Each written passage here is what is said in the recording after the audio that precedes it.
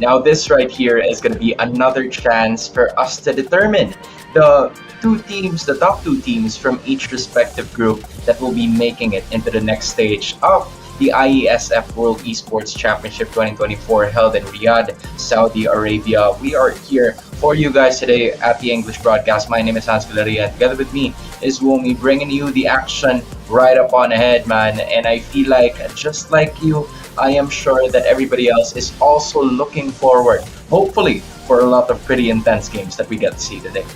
Yeah, after last night, I'm sure everybody watching IESF is just hungry for a lot of MLBB action. Right off the bat, we're going to watch USA go up against Morocco. And at this point, I feel like we could already say that USA is not going to enter this match as the underdog. They are looking at this match as something that they could possibly dominate, but that doesn't take away from Morocco, who could possibly be the dark horse of this group. Because if we look at the entire Group A, it's just filled with monsters that have a lot of international tournament experience. Yeah, I agree. I mean, for a lot of times that we've seen, right, the respective teams, I feel like it is also a chance and opportunity for us to take a look at what happened yesterday, because indeed we did miss on a lot of these. But as of the moment, you're looking at, on the left side, it's Saudi Arabia winning against Egypt 2-1, it's Mongolia winning against Ukraine 2-0, and it's Philippines winning against Morocco 2-0 as well. Yeah, and for Group B, or the other group rather, we are seeing Indonesia dominating Guam. This is the one game that we were able to watch yesterday, and for the rest of this the series as well, you can see that all of them ended in sweeps. There was only one 3-game series in all of the games of yesterday, where it was Saudi Arabia versus Egypt. So right now, Malaysia is looking healthy. USA currently 0-2. If they're able to secure a win against Morocco, they're going to be really happy to get that. And with everything that's happening here, Hans, looking at Philippines and Malaysia, one of the best regions, or two of the best regions rather, in the world for MLBB, now 1-1. This is surely an intense battle. It is going to be an intense battle. I wish we would at least have our eyes set on it, but apparently we're just going to be waiting for the results for it to happen. But one thing is for sure, whoever gets to win in that specific game and series will make it into the next round, because both of these teams have already claimed at least one series victory, apart from the one-game victory that they have in this specific series of their very own.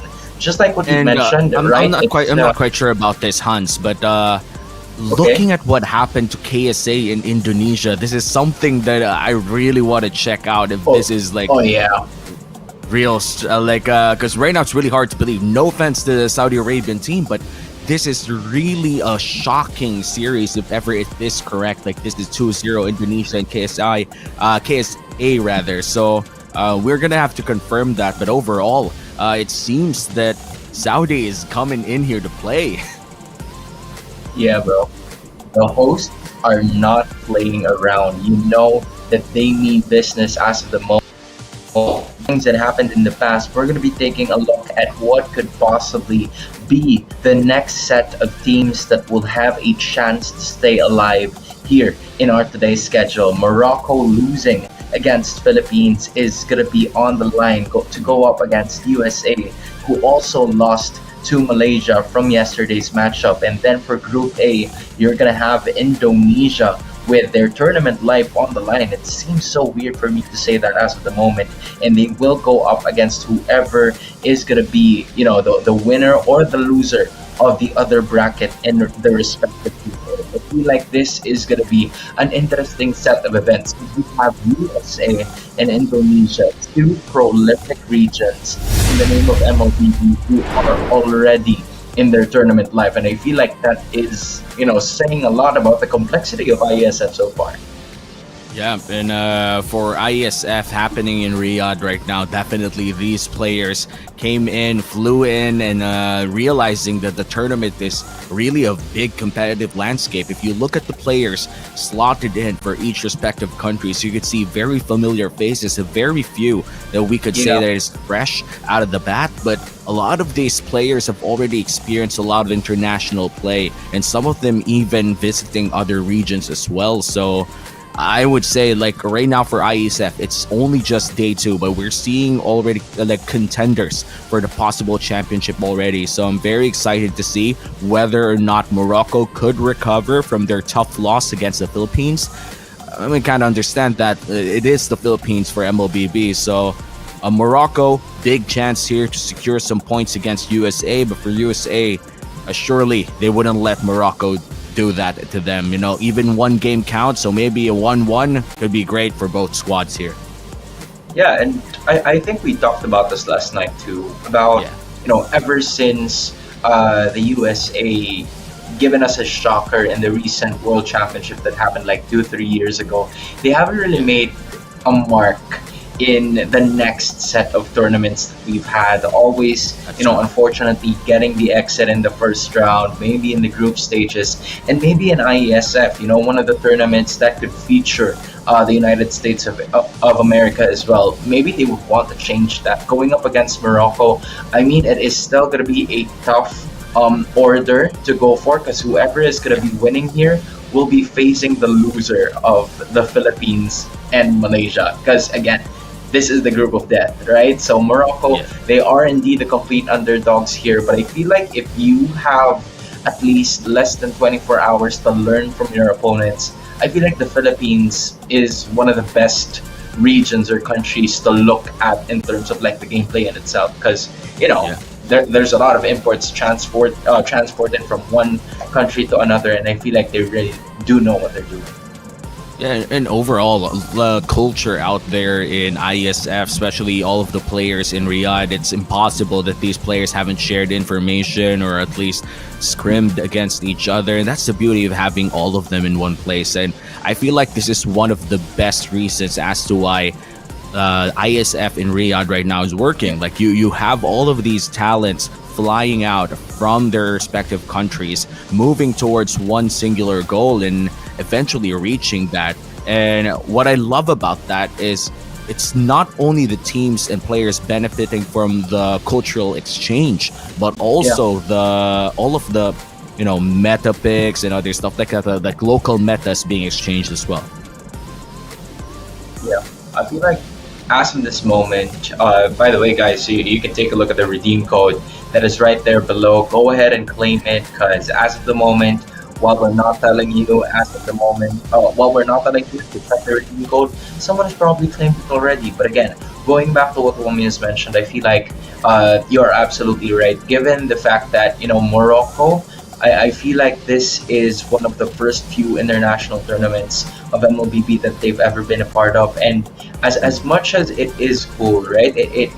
It also gives you a chance to learn from some of the best regions of MLBB in the world. You have USA, you have Malaysia, and you also have the Philippines. I mean, of course, at first you're probably not talking to them, because again, they're your opponents and you don't want to go up against them like immediately. But right afterwards, I feel like most of our Filipino contingents, right, they would want to talk to their opponents, especially with the ones that they don't usually interact very often, because they're the new players in the block, such as Morocco. This happened way back in SEA Games, where some of our representatives from the Philippines were talking to players from Timor-Leste. They were trying to, learn more about the respective ideas and how they could make their gameplay even better. And I feel like for Morocco being, some of the new players on the block, they could learn a thing or two from the three countries here. But they're going to have to apply it quickly going up against USA to save their tournament life.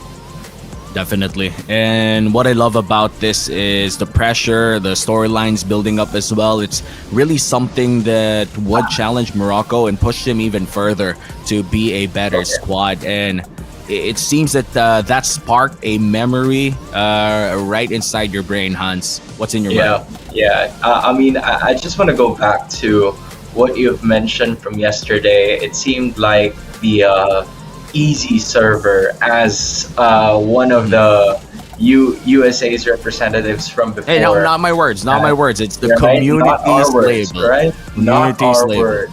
Okay.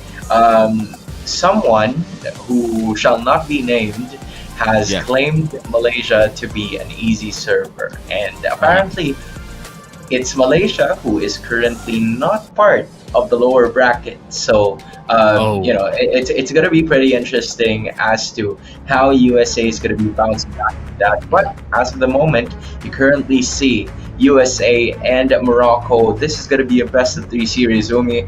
I feel like we haven't seen a game in a while. I'm just excited to see a lot of games here right now. yeah, I'm really excited as well. Looking at the picks, you could see standard early picks here with the Gata Kacha and the Hilda as well. These two picks are really insane in the meta right now. Just the Thunderbelt stacking, the Revitalize, all of these things make up for a great frontliner that is also able to heal other people who want to stay in the front. And this also confirms this Grok pick for the side of Morocco already confirms that this is going to be an XP lane Hilda, something that we have seen rise in popularity for the past few weeks, and rightfully so. The Thunderbelt damage on this guy, or girl rather, is just really good in their current patch. So with the final bans, they take away the Nolan and the Lunox. It seems that they're targeting the gold lane in the jungle of Morocco.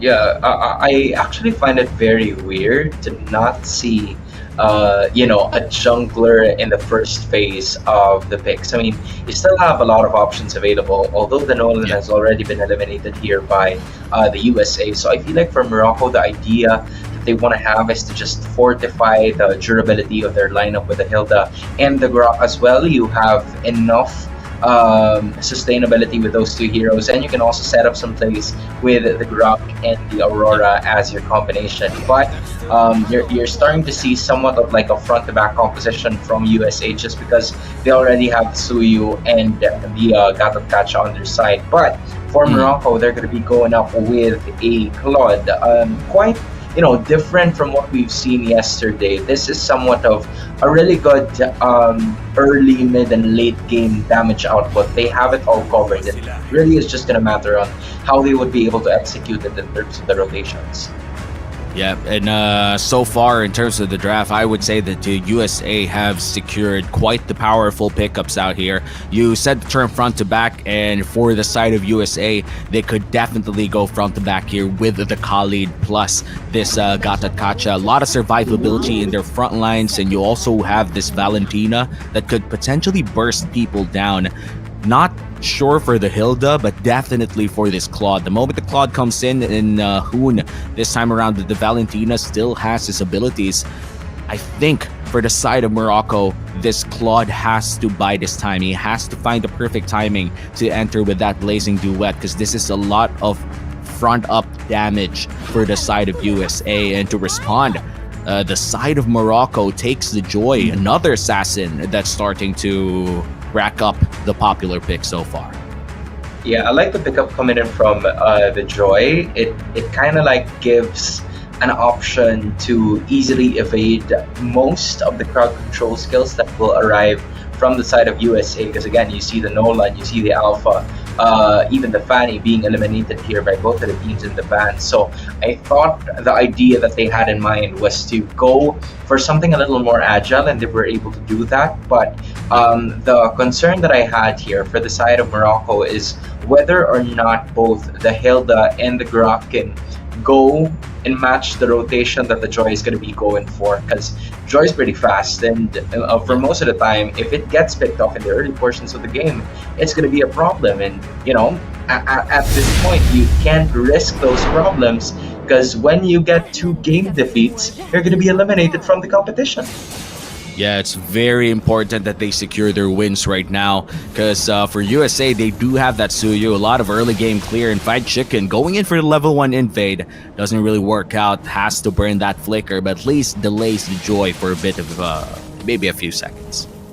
Yeah, as of this moment, he had the right idea, just not the best execution, because Morocco had their eyes set on bringing Fried Chicken down, forcing the flicker to be able to get away from that one. 2 minutes in, you're gonna have to wait at least for 40 more seconds before that flicker of Fried Chicken comes through.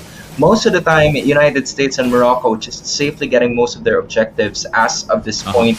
Best player trying to secure that level 3, and also you see Rival getting that faster rotations, but it's best player 1 being very aggressive towards that Riverside. Yeah, trying to get that level 4 as fast as possible, but look at the damage coming in from this Suyu. Forces the flicker out of Kenji, and now short advantage here for the side of United States in the gold lane. A lot of pressure coming in from this Suyu, and still no kills on the board. It's a minute and 30, and I think both teams are just finding the perfect timing for their power spikes. Yeah, both flickers for at least a member of each team has been burned here, but White Chicken and USA is going to have a chance. But look at this, though. Pride of Ice already burnt here for the Aurora. Good for her that she had that passive, and that could have been a kill for best player 1. But now, here comes the Hilda, looking to protect the mid laner as well. Great response coming in from MOROCCO, trying to just respond to the pressure coming in from United States, but a lot of damage still coming in from this Suyu.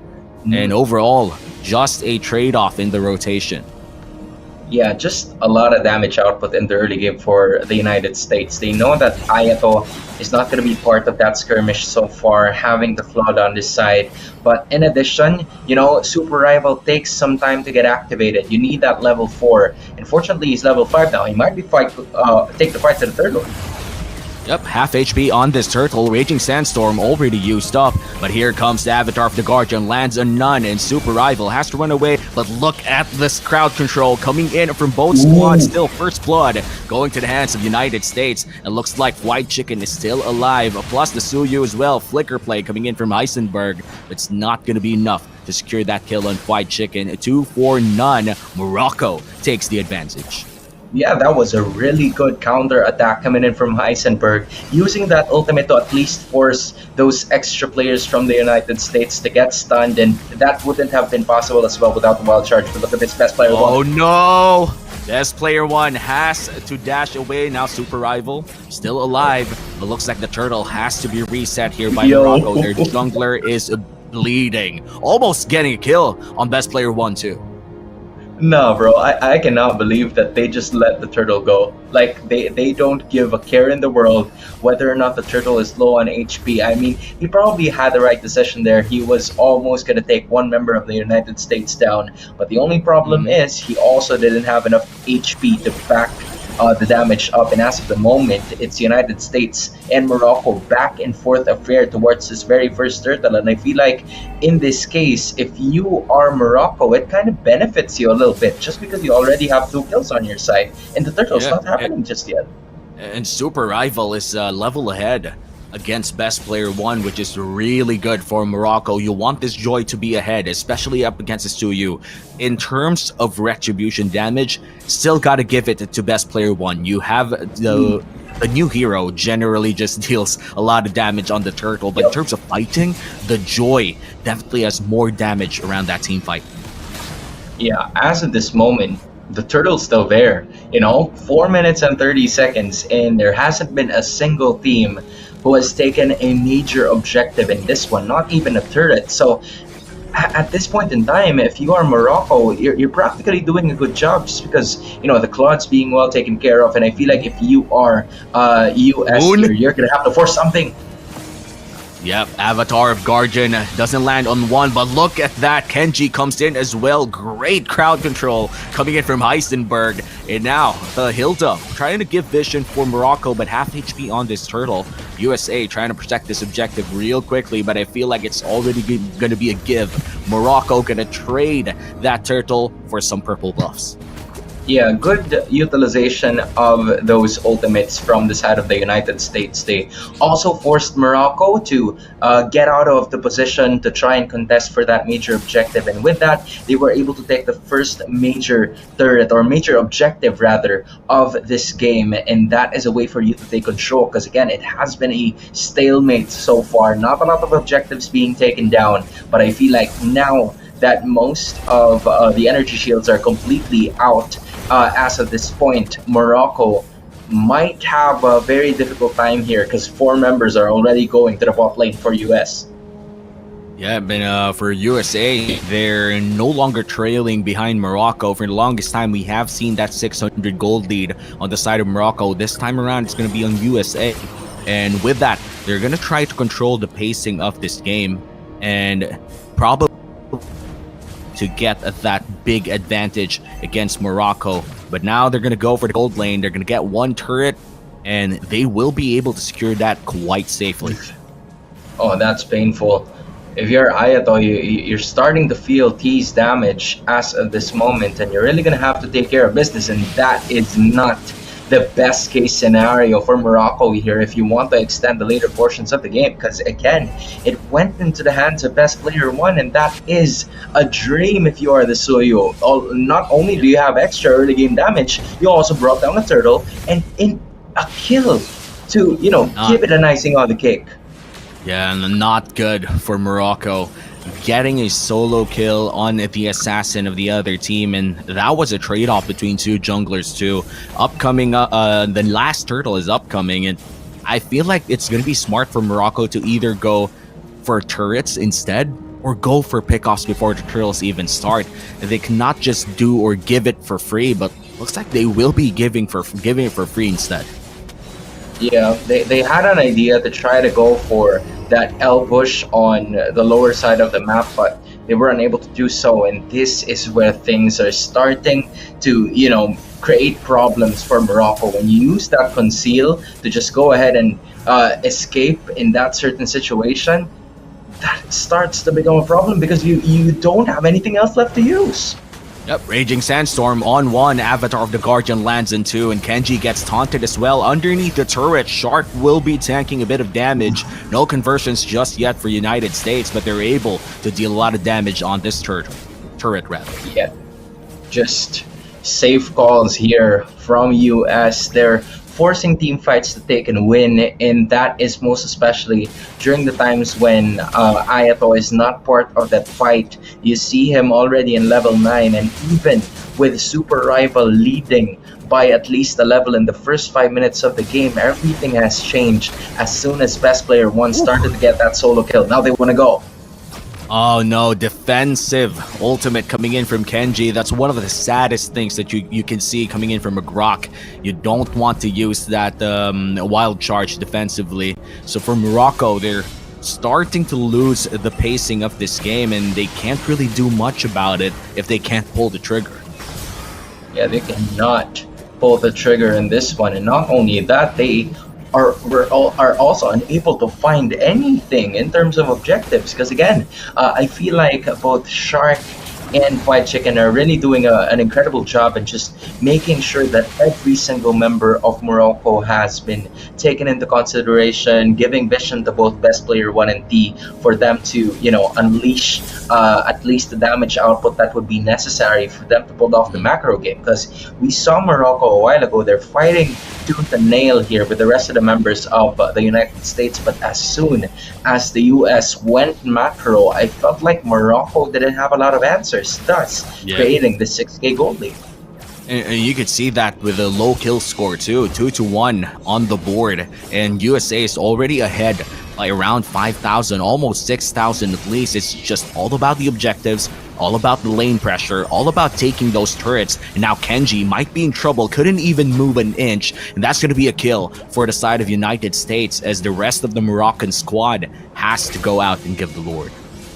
Yeah, they're going to have to find a way to take this one down, and I feel like Rebel's going to force it. Super Rival goes down, tries to steal it away, but sadly bites the dust instead. My goodness, that was not the best decision there, apparently. I mean, you have Ayato, right? You even have Eisenberg, so you can absolutely defend this if you are, you know, Morocco at this point in time, but they're probably considering the damage output that, you know, the United States has, and whether or not they will be able to sustain the damage output that they will be having here. So for Morocco, they're gonna have to keep it in the base, and my goodness. Yep, a lot of defense has to be played here for Morocco. Hoon does have the Frigid Glacier on his IMU, and this might just be the GG push if they're able to get at least one big engage. Here comes the Avatar, finds onto the Pride of Ice, already burnt as well, but Aito able to deal a lot of damage. That's 1 for 1 for now, and Shark is low in HP. Look at the damage on that Joy. T goes down, but best player is still there. Heisenberg is alive. It's a 3-for-2 exchange, and looks like it's a successful defense for Morocco.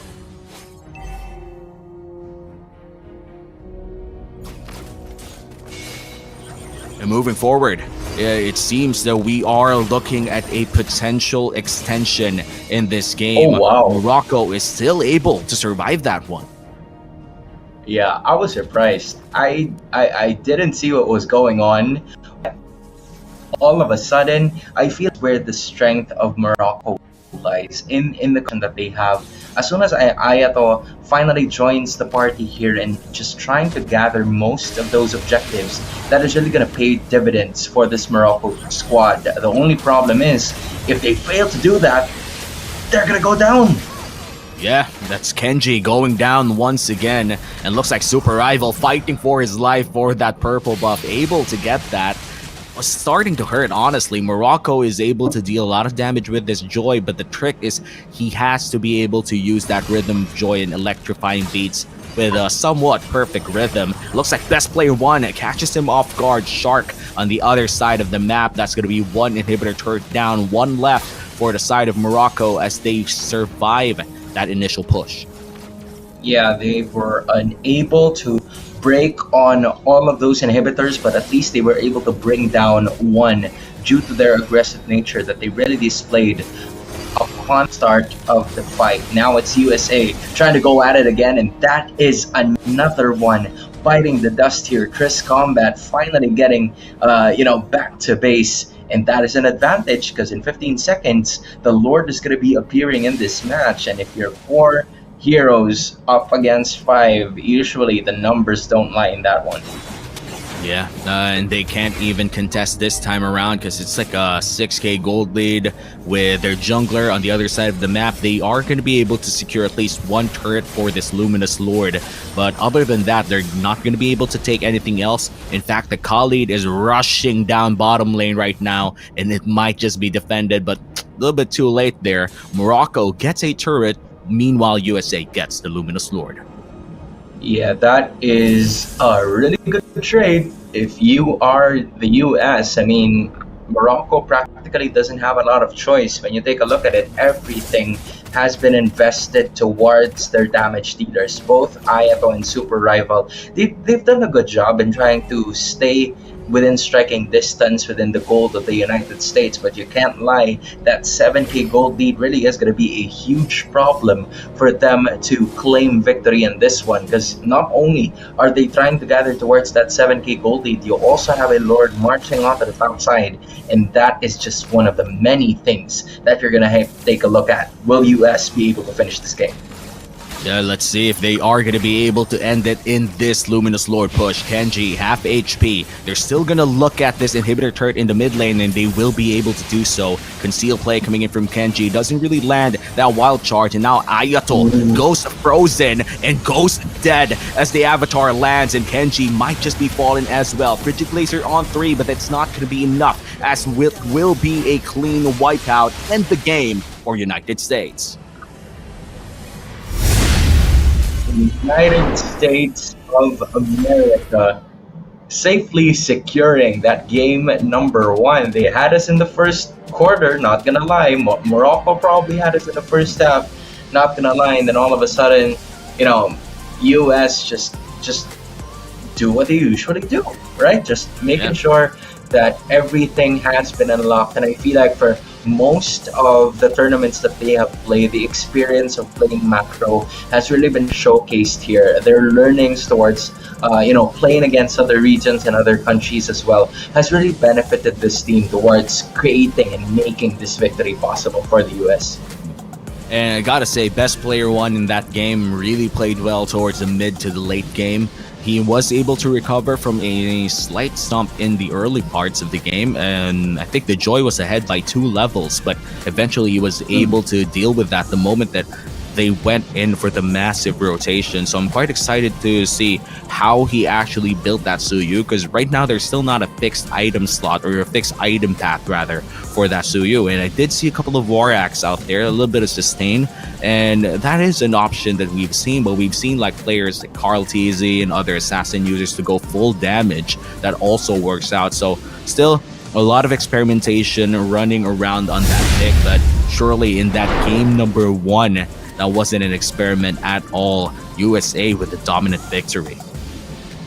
Yeah, I mean, just like what we said during the start of the draft, both Best Player One and Fried Chicken are able to at least go ahead with the start off the initiation for the side of the US. And then all of a sudden, when all of those skills are finally exhausted and utilized, it's Shark's turn to just go with the Avatar of the Guardian and unleash those stuns and taunts towards the rest of the members of Morocco. Yes, pretty agile are the members of Morocco. You have the Claude, you also have the Joy, and the Hilda as well.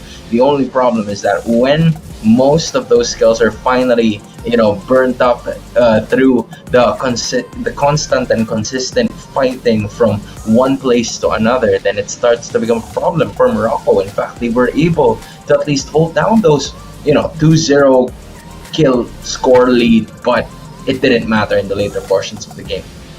Yeah, and then at the later portions of the game, we did see Ayato deal quite a bit of damage, but sadly, it was caught off guard by Best Player One in that last team fight.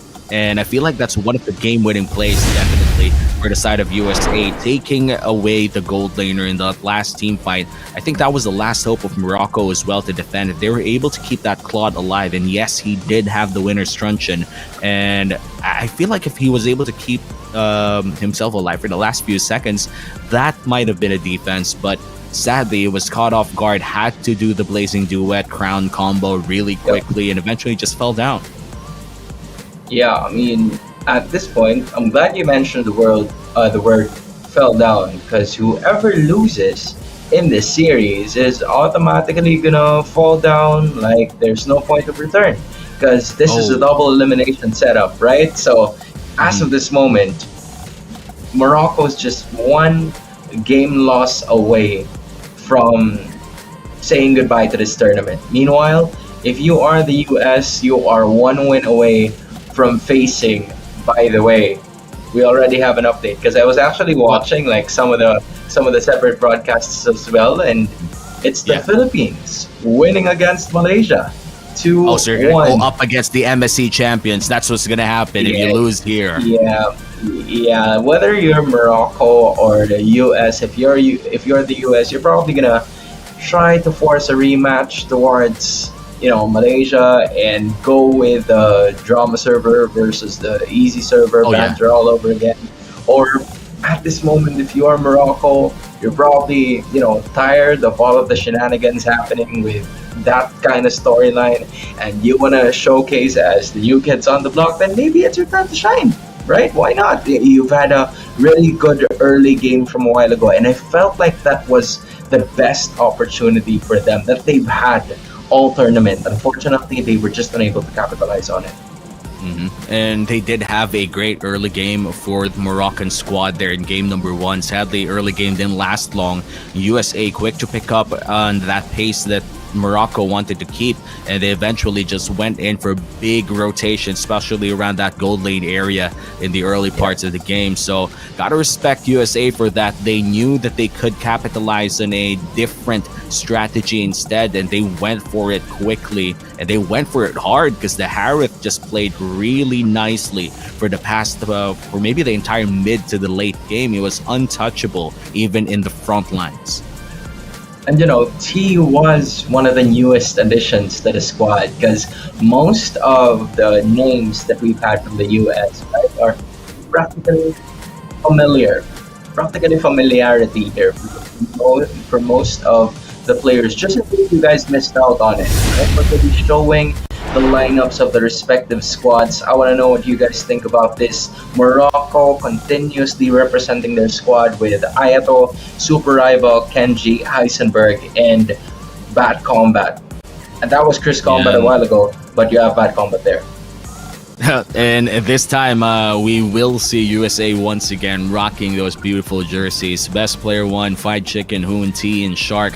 We talked about T last game. He was able to play quite well, especially with the rotations coming in for Team USA. But gotta say, like, if this is one of his first few international tournaments, not the information, but the experience rather that he could get in this entire thing could potentially drive him to become a better player come their local professional league comes online once again. So feel like for USA, this is just a wealth of experience. They are one of those regions that is in the brink of being one of the better or best regions out there of MLBB. Yeah. They're right in that middle to the top part, I would say. Like, they're one big win away from telling people, like, Yeah. hey, MLBB is big here. You know, MLBB is good. We know how to play good.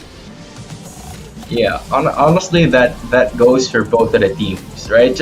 Just imagine if Morocco all of a sudden does the reverse sweep against the U.S., who have been participating in a lot of the international tournaments so far. That would really put a huge win, a huge statement for Morocco, most especially because we are even looking at the possibility of even spreading or widening the range of MLBB towards the European and African countries, or African countries, and I feel like this is a chance for them to be able to do so. The participation of you being part of IESF for the very first time. I know I've mentioned Bahrain.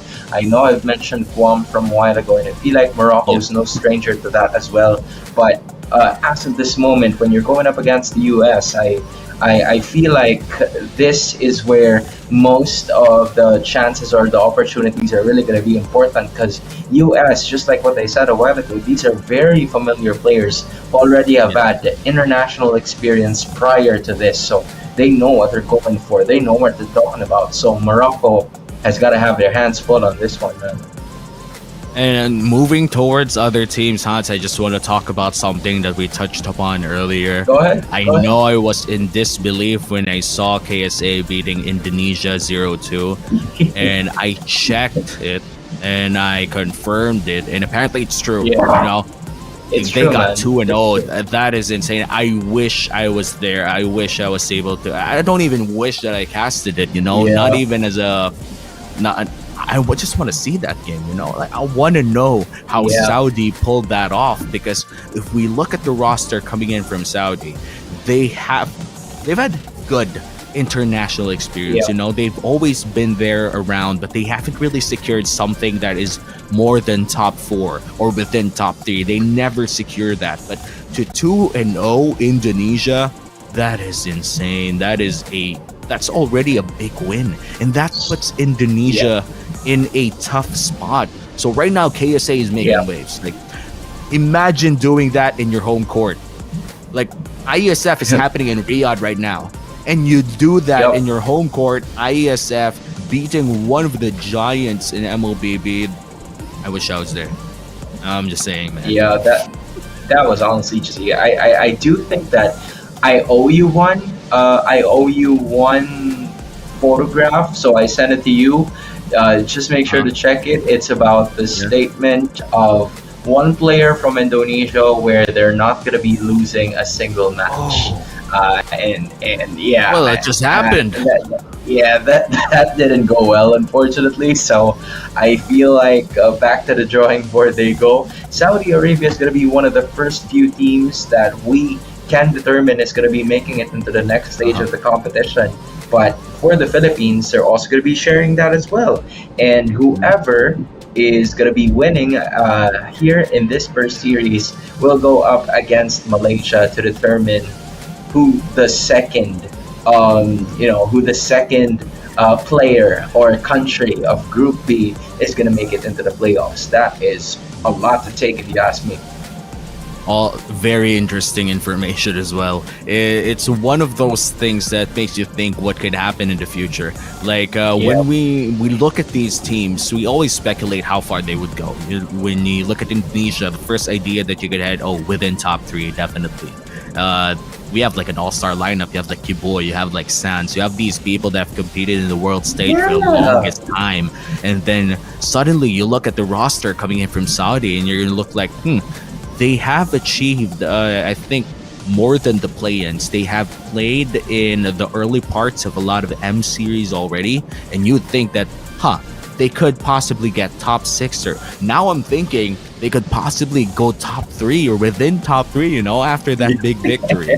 So I'm honestly not expecting anything anymore. If that could happen, Morocco could potentially take this to game 3. You know, that was a long Yeah. time, around 5 to 10 minutes of preparing, analyzing what happened, and now it's back to execution. Yeah, I feel like for this respective team from Morocco, maybe they could learn a thing or two from Saudi Arabia, right? Mm. How were the underdogs able to cater towards the titans, the giants of MLBB known as Indonesia, or one of them, I suppose? But as of this moment, those questions are probably going to be answered right here, right now, as we go to game number 2.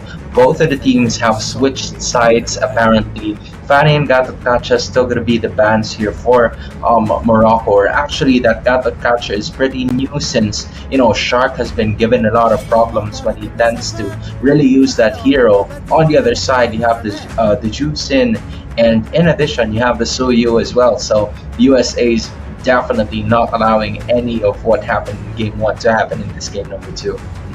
Yeah, the Zushin and the Suyu, one of the newest additions in the Land of Dawn, both of them really strong in their respective roles. The Zushin did take a slight hit when they did change a bit of their damage and mana usage, but what's great about the Zushin right now is that without hitting other heroes, you could just land your lantern on anyone and deal free damage. But the moment it lands on heroes, it's going to be draining a bit of mana, which means that you could check bushes with it. The moment that your mana gets drained, that means there's a person in the bush, and that's what's beautiful about that. And with that, another ban coming in from USA, taking away the Phobius, one of the best picks in XP lane right now, but truly not the best. Because if I were to talk about the best XP laners, you could put in Hilda, Khalid, and Gatot Kacha. And we did talk about Hilda quite recently. Looks like it's going to be locked in for USA. Yeah, Morocco had the idea at some point in time that the alpha is going to be available towards them. You rarely ever see Matilda get first picked in other different regions, right? We usually get to see it in the Philippines, but Morocco is trying to adapt that certain system of play style as well for them to practically dominate the early game just because they have the Matilda on their side. We've seen it work in game number 1 where they turned the tides around in like the first 2 minutes of gameplay, but USA has that different mixture with the alpha practically joining the fray now, so they're gonna have to rethink their strategy moving forward. You know, I'm not gonna say that this could be a good assassin game for the side of Morocco. This could be the perfect game that you could go back to the former tank or fighter jungle meta. Because you're up against an Hilda anyway, like you wouldn't be able to survive that. If you pick a Ling, you pick a Hayabusa, that's technically writing that, hey, I will die to this Hilda. Might as well just go for the fighters or go for the tanks. I think a Fredrin, maybe a Barats could be good here. Even if you have that Eve, they could potentially just have that Matilda save themselves as well inside that team fight. Yeah, Fredrin might be ideal here. It's either take they know what's up. Morocco USA knows what's up. Yeah, they just know what's up. USA having the same idea as to what could be a potential counter towards that alpha for it to continuously wreak havoc towards Morocco. Meanwhile, on the other side, Morocco is going to be banning that turret, and I feel like for both of the teams, they are still missing that gold lane option. And as of this moment, Morocco and USA both need heroes in the gold lane that really deal a ton of damage per second, because I feel like that is what they're missing as of the moment.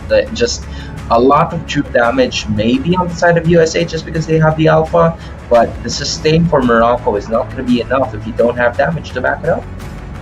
A lot of options still if you're looking for damage, but I feel like the best one so far for USA would be the Beatrix. If you pair that Eve with a Beatrix, that's a lot of AoE control as well. They're going to take away the Moskov instead. A lot of options still available for Morocco, but looks like they're going to lock in the Beatrix for the side of USA. And now for the side of Morocco, they could potentially go in for... Oh, wait a minute. What is this? Is this CC gold lane, my guy?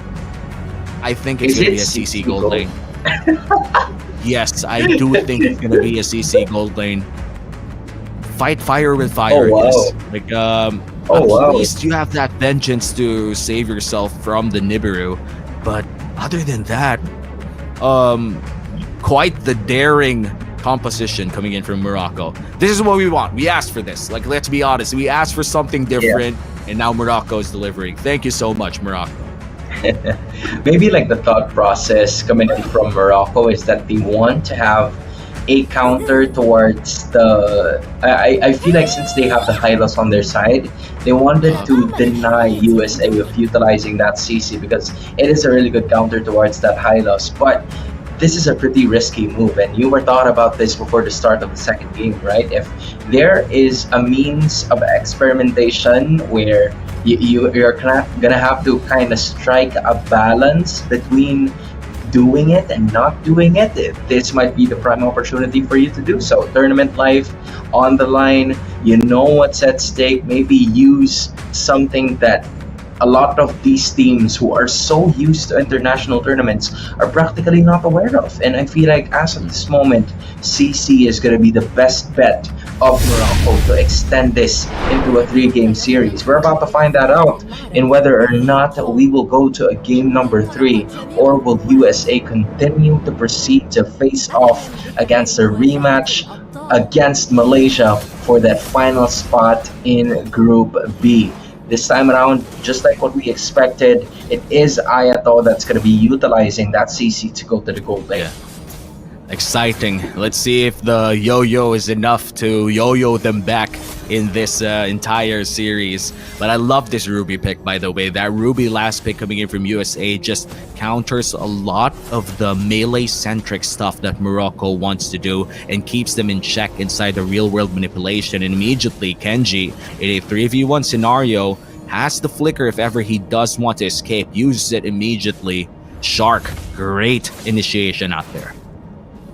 Yeah, I mean, at this point in time, for Morocco, there's been some sort of changes as to how they would be approaching this game. Because as of this moment, you finally have two heroes that could really deal a ton of pressure on towards the United States in the early portions of the game. You have the Matilda, and you also have the Hylos on your side. So engage initiation is indeed not going to be a problem. The only concern that I have here is how a rival can face himself, especially when he goes up against the Alpha Woman. You mentioned this a while ago that this could practically not be a really good assassin game, and I feel like as of this moment, compared to game number 1, Super Rival's having a hard time. Yeah, and then this is just the United States, a 3-man rotation, a literal goon squad looking for the jungler of Morocco. Just 3 people with the Hilda, the Ruby. You don't want to fight that, especially if one of them is level 4. And best player 1 on this game right now, this Alpha, already has the damage to just burst you down. So this might just be a free turtle.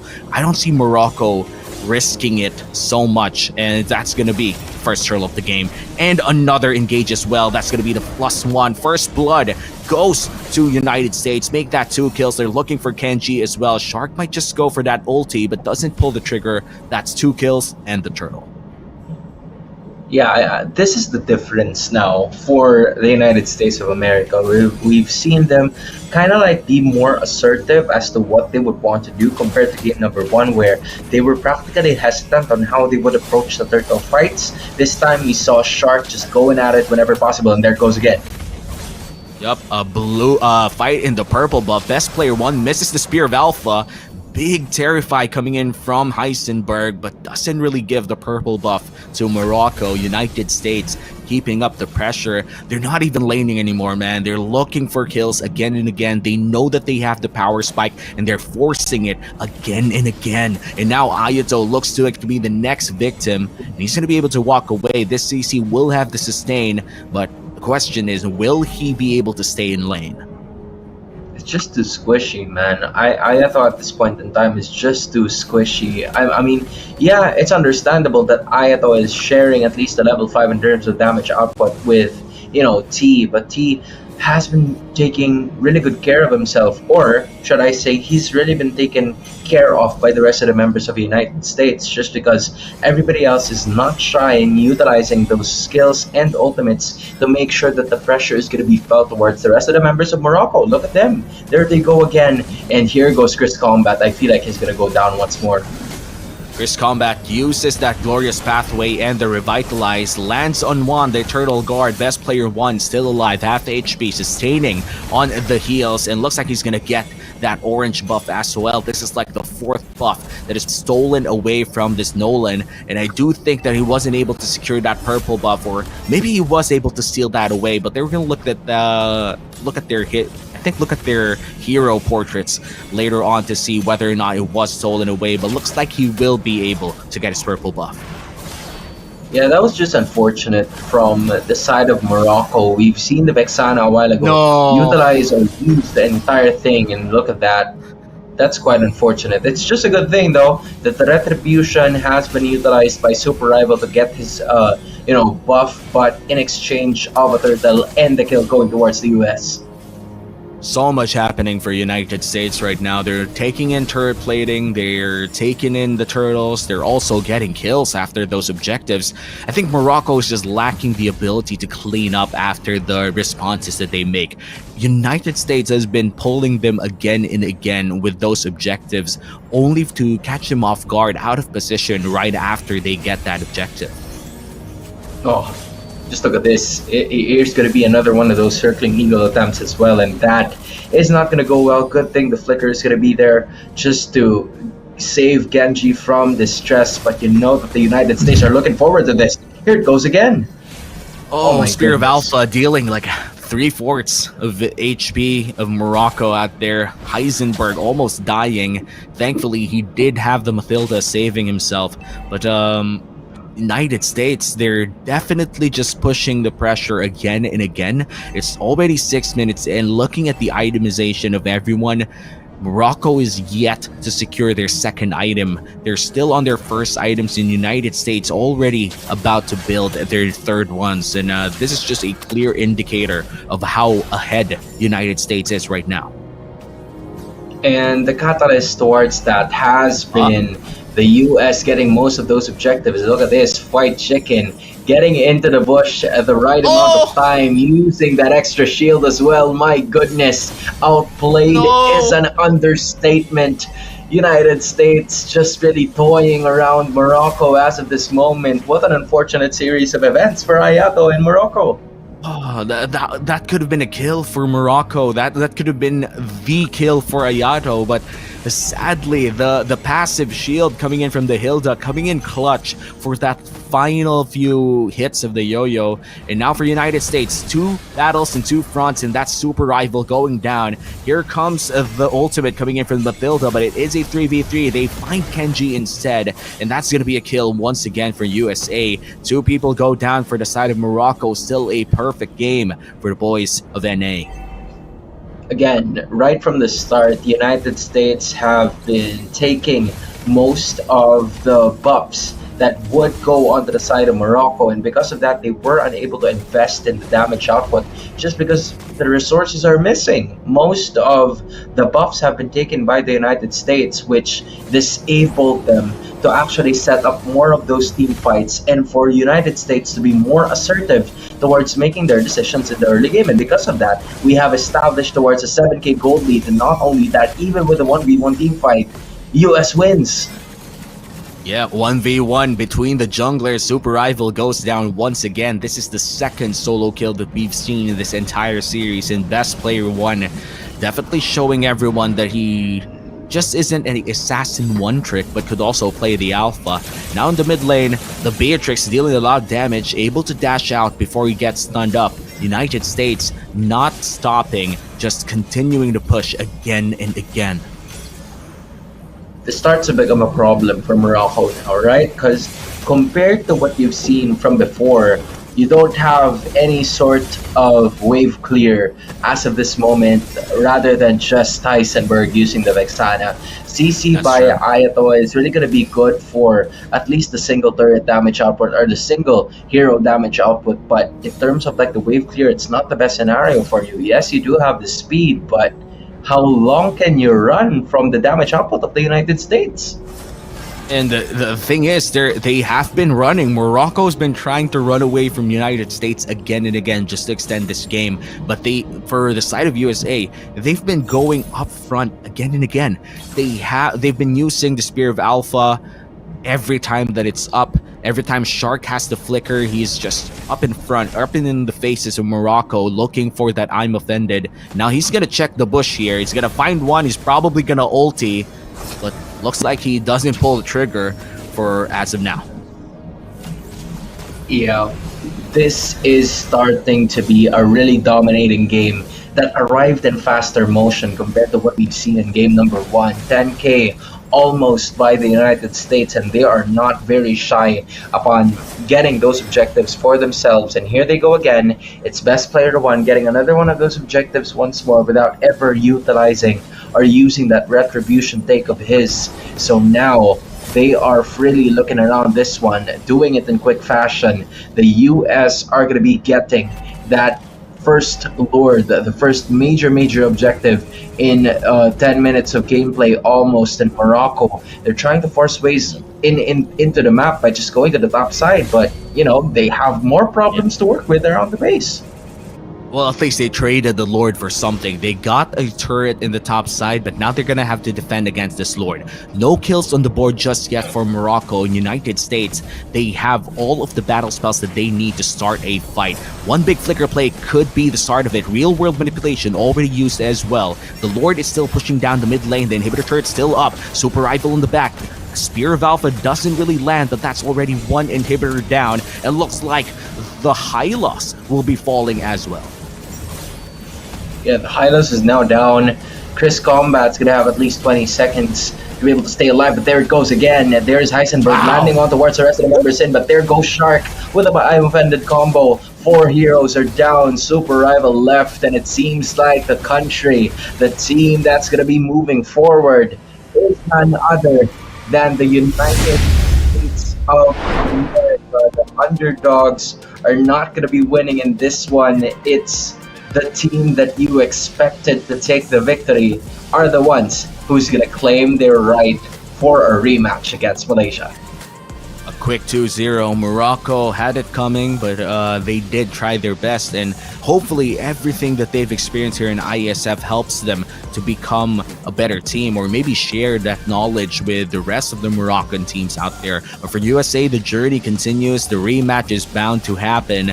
The drama versus the easy server is going to happen, and surely the community is just happy to see that rematch.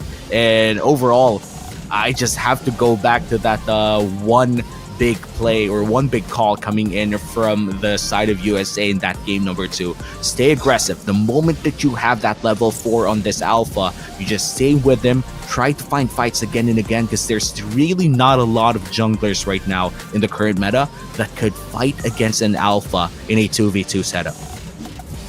Yeah, the one hero that could really fight well against the alpha has been banned in game number 2, so you know, US pretty much very much aware of that situation, and I feel like that is something that the US has used to get the victory towards Morocco. And unfortunately, Morocco hasn't even scored in terms of the kill score. They were trying to look for, you know, some sort of kills here. Even Ayato had his eyes set on White Chicken upon almost taking that hill down. Unfortunately, those passives came around just in time, especially with him hiding on the bush, regenerating his HP bar, and all of a sudden, it's Morocco left into the dust. Yeah, and then moving forward in this tournament, USA, they still have a lot of games to play, and for Morocco, they could just enjoy, absorb everything that's happening in Riyadh, because that's a once-in-a-lifetime experience, I would say. Like, being able to see all of these talented players, being able to be one of them as well, being able to see around the venue is definitely something that they could enjoy, because surely, with the IESF happening in Riyadh right now, it's not just MLBB. It's going to be a lot of games out there. It's going to be a lot of other people out there. You might even meet your idols from other titles as well. So it's going to be a real experience out there for Morocco, and hopefully they do enjoy that journey. But for USA, the tournament continues, and it's going to be a hard one once again. Malaysia's already beaten them 2-0, but now they have the chance to go back and try to get the score into an even 2-2. Yeah, and I feel like for both of these teams, this match has a bigger set of bearings compared to their first meeting, right? Because both of them have already experienced losses. Both of them knows what it takes to be able to win also, with USA winning against Morocco and Malaysia winning against USA. The question is, how will the story unfold for both of these teams? Because these are countries that you would at least expect, right, to make it into the playoff rounds of the competition. But apparently they're going neck and neck, and whoever gets to win will be the only one who can make it into the playoffs. And man, that is the group of death for a reason. It's just a good thing that the Philippines made it out alive completely. They may be unscathed with one game, but it's one game. It's not one series loss, right? So they'll take it. Well, at least at least for the side of Philippines, they didn't really get like a big upset. It was a 1-1 against Malaysia, but this time for Indonesia, they have a lot of doubters to silence. Their upcoming series is going to be really, really important for their country. Yeah, they're going to be going up against Egypt or Guam, right? Which is actually currently happening as of the moment. You see the moving text at the bottom of your screen. It's Egypt currently 1-0 over Guam. So Guam really needs to step up their game. We've seen how they were yesterday with the only series that we've had commentary so far, and I feel like there's really a lot of cleaning to do in terms of like the way they executed, and it's gonna be difficult to do a lot of those adjustments early, most especially because of how tight the schedule is for IESF, right? You're gonna have to get something quick as soon as possible. And not just quick, it has to be effective too. For Indonesia, thankfully for them, they have seen the games coming in for the potential enemies that they might have for the next series. But for the upcoming match, I would say whoever fights Indonesia, they're in for a ride. Like, I still have high respect for Indonesia. I do feel like that after a loss like that, gotta wake up. You gotta see what's up in what happened in that game, and maybe just show everyone that you're still very much disciplined for the next few matches that you might be able to play. Because right now it's still not safe. There's still no security. If you lose that next series, then that's going to be the end of it for IESF. And what a shock, it's just day 2. And we're already seeing things like this. And I'm very happy for KSA, by the way. Like, I'm very happy for Saudi Arabia finally having that one big win that they've been looking for the longest time. I feel like this is also the first time that they have swept a team like Indonesia. Yeah, I mean, for the longest time, right? They are one of the teams that have always had lackluster performances during the previous international tournaments that we've had. But for them to get into the playoff position is really going to matter here, which is the reason why Indonesia is going to be going up against the winner of Egypt versus Guam. We're about to find out who's going to be Indonesia's rival when we return here at IESF World Esports Championship 2024.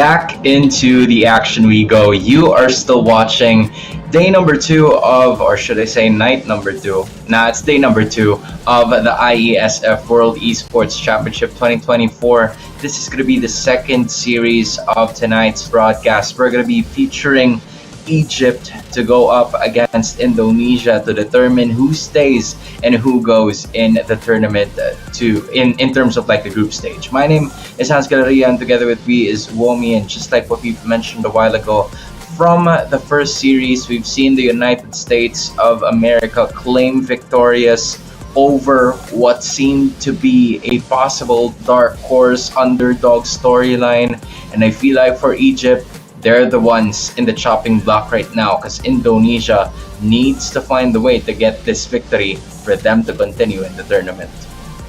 Yeah, and after that one big shocking series between Saudi Arabia and Indonesia, that sweep coming in from Saudi Arabia, Indonesia finds themselves in a spot that they didn't expect to be in. And up against Egypt, that's another team around the region of Saudi Arabia. They might have learned something from that KSA matchup that might give them that competitive edge against Egypt right now. But still, we don't know what could happen in this entire series, and tournament life is on the line for Indonesia. I know Albert has said a lot of things in the internet, but none of those matter right now. He will be trying his best to bring back Indonesia to life. I mean, we're gonna have to see on how different the play style is of Indonesia in terms of their approach from Saudi Arabia. Because again, from what we've seen from before, this Indonesian squad has had experience, being an understatement. We're going to be taking a look at some of the players that are going to be filling up as of the moment. Pretty familiar faces to be specific. And now it's still going to be Luke with, the Fnatic Onyx roster from Indonesia.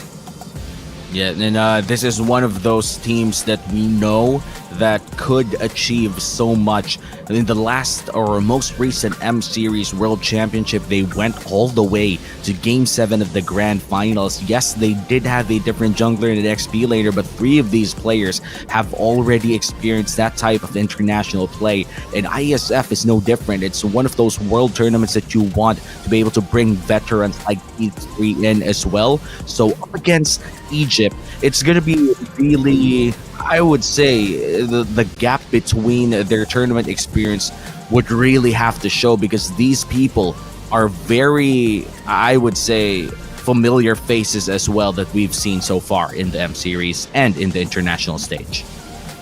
I agree. Like familiar faces such as Alpho, Maro, and Speedy are the players that I feel like I have witnessed whenever I watched like a lot of World Championship games back then. But I feel like Joki is one of those players that I haven't really seen or I haven't really heard in terms of like playstyle. So I wonder, going up against this team, Egypt going up against Indonesia, I assume that maybe there's a chance that some of these players have already matched up before and they know what it takes to be able to win in this respective series. They know that in terms of other international tournaments as well, it would really matter as to how they will be able to find something.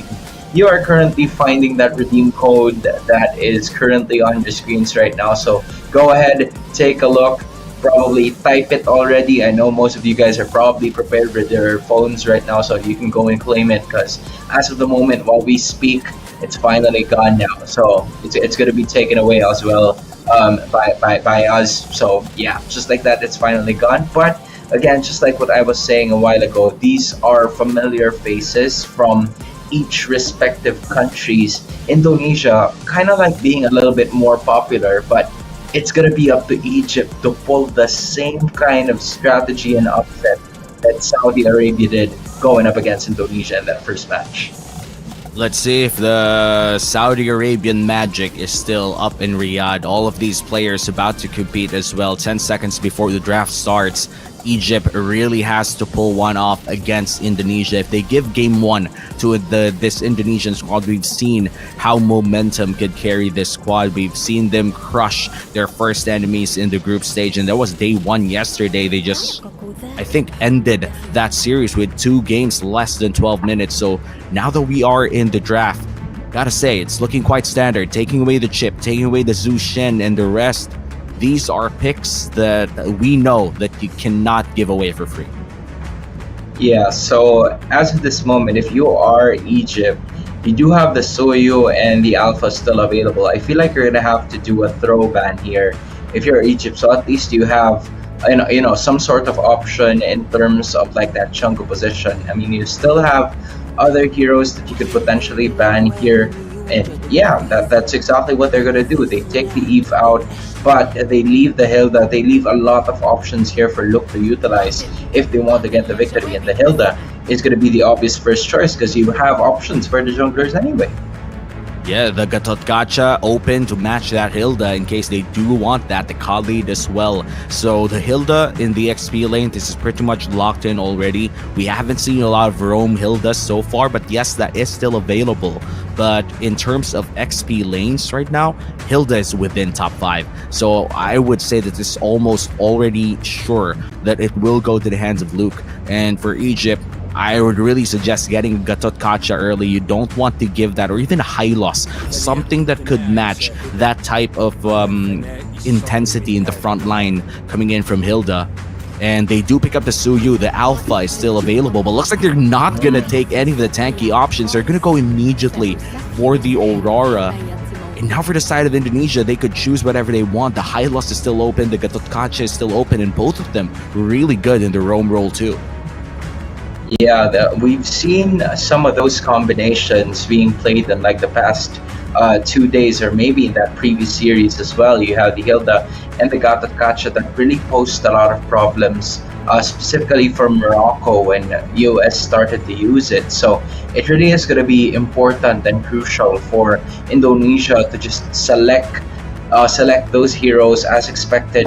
We could see an Alpha here being played. As of this moment, the Gatot Kacha apparently is not being minded by both of the teams. They're going for the Luyi and the Alpha to mix it up. Interesting as well. They take the Arlot instead. These people are playing at their own field, and I would say for Indonesia, this is very much a good response. You have a mid-range mage that deals crowd control and damage. You match it up with a Lu Yi, you have more edge in terms of macro plays because of diversion. And with this Alpha pick, it's one of those standard picks that you always pick up against a Suyu. Whenever you see a Suyu first pick, there's always an answer. And most of the time, or 90% of the time, if Alpha's open, that's going to be the lock-in. And as we enter the second banning phase, looks like they're going to take away the Cho. One of those options that could definitely put the Suyu in danger. But I guess this is more so targeted. Like, we're talking about Kiboy here. And we know that Kiboy loves to play around this Cho.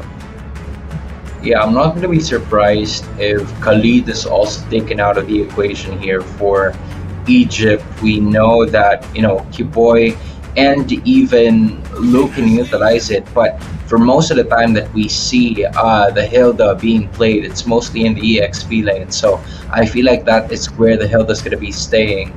And Egypt also thinks of the same thing as well, thus banning out the Tigreal. So this gives Egypt kind of like a bit more room to find a counter towards the roam of Indonesia. But you're also going to have to mind that Egypt also doesn't have a roamer of their own as we speak. So the Cho and Tigreal, as much as those are heroes that could be very well used by Kiboy, they're not letting it go. And there goes the Gatot Kacha finally taken out before it gets picked. Something tells me that this Arlot could be a flex pick as well. This might be a roam Arlot. We haven't seen that for the longest time, but still a very effective choice if you're able to play it well. The XP lane matchup between this Arlot and the Hilda is not looking great for the Arlot so far. Nobody could really mess up the Hilda level 1. This Arlot's gonna have to buy this time if ever it's gonna go to the XP lane. And with this Nathan pickup coming in from Egypt, I think for the side of Indonesia, they're gonna match that up with a 1-1. So this is quite the peculiar matchup because in terms of range, 1-1's gonna have a bad time against this Nathan. But the moment come level 4, it's gonna be significantly better laning phase for the side of this 1-1. And with this Akai pick, both of them are still pretty much flex picks. We gotta wait for the loading screen to see whether or not it's gonna be XP Akai or Rome Akai, and then the same could be said for the Arlo. That was actually, quick pressing immediately by the side of Egypt, just going for it whenever they have a chance to.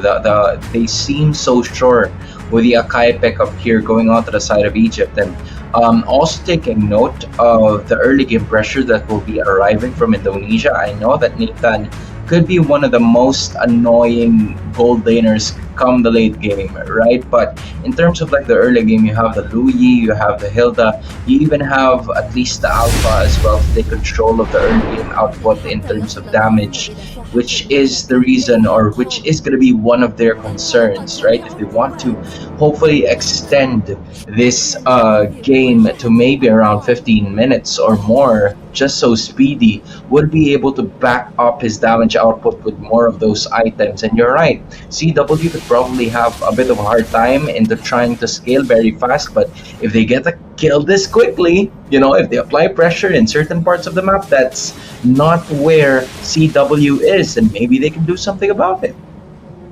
Crucial error as well coming in from Joki, pressing that regen quite quickly, so he couldn't really survive for long here in the mid lane. A lot of pressure coming in from Indonesia at the get-go. Luke might just fall down though. He will be able to heal up for just a bit, gets Maro before falling down to Kenji, and now Sans has to flicker away to 1-for-1, but first blood goes to Indonesia. Yup, and that is Luke getting a kill, but also Kenji. So I feel like this is very much ideal as well for Egypt, because your jungler gets the kill, and Kenji can apply a huge amount of damage output. That is not the most ideal option if you are Egypt. A 1-for-1 or a 1v1 kill gets or taken by CW, and it is up against Speedy as well, so he's going to be held back just a bit more in terms of that gold output. That's true, and I gotta say, when you're playing gold lane, that's one of the worst things that you could do, dying in a 1v1 setup. But this is a 2v2, and Maro might just bite the dust, but the regen comes in quickly. Indonesia just having fun in the early game so far, dealing a lot of damage, making sure that they're using this Hilda and Alpha towards their full potential. That was the question that we've had in mind heading forward into this second series. What kind of Indonesian team are we going to be seeing in this one? Is it the one that we saw back when they went up against Saudi Arabia, or is this a completely refined, completely evolved form of Indonesia? And so far I feel like we're seeing the latter, just because of them asserting their dominance in 1v1 play, something that we kind of like expected for them to do, but they haven't really showcased that when they went up against Saudi Arabia. But even so, they're just overwhelming them in terms of numbers. But even in the midst of that, Egypt unable to get a kill for themselves. And I think they do have an idea, but that's not going to be enough to survive that.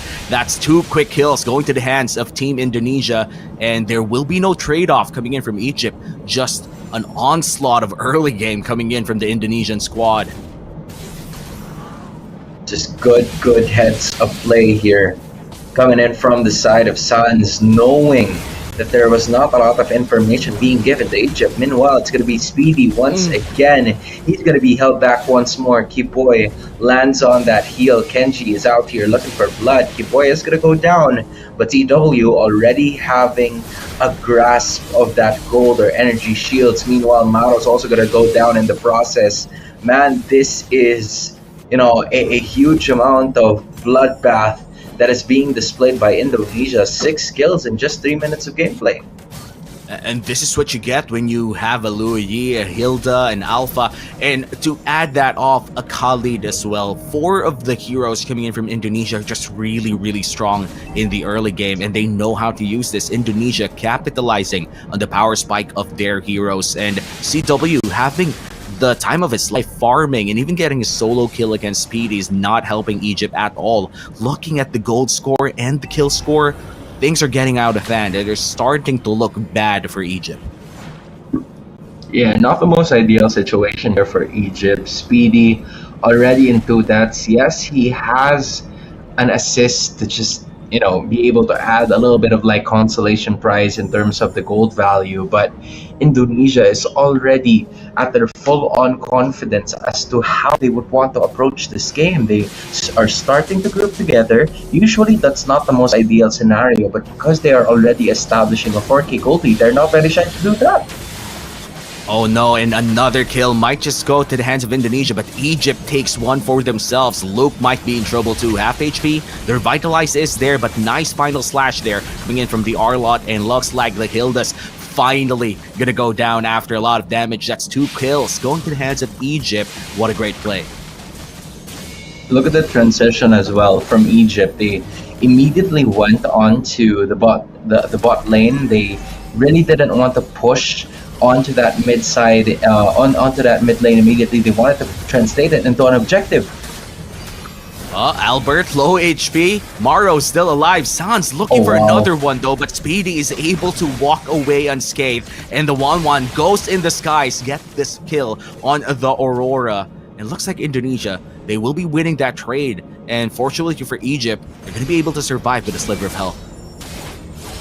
They're really going to have to be careful at this point in time. Maro just minding his own business, and then all of a sudden, there is CW and Sans hiding on that right side of the bot lane, and the bush was just enough at the right space for Sans to use a diversion play, bring CW around, and mind you, CW is already at 4-0-0. We kind of like thought that CW is gonna have his own set of problems just being there in the laning phase, but 6 minutes in, he's doing so much better than Speedy at this point. And now for Egypt, the winner's crown suddenly has a tremendous value. You don't want to have any of those crossbow of tanks. And nice, a kill coming in from Egypt. Maro might go down as well. It's a 1-for-1, and that trade-off is looking quite healthy as Luke is able to give vision coming in from Indonesia. Kiboy, the only one to go down, and another one in the bottom lane for Indonesia. Egypt is looking to lose every trade for the past 3 team fights that we've seen.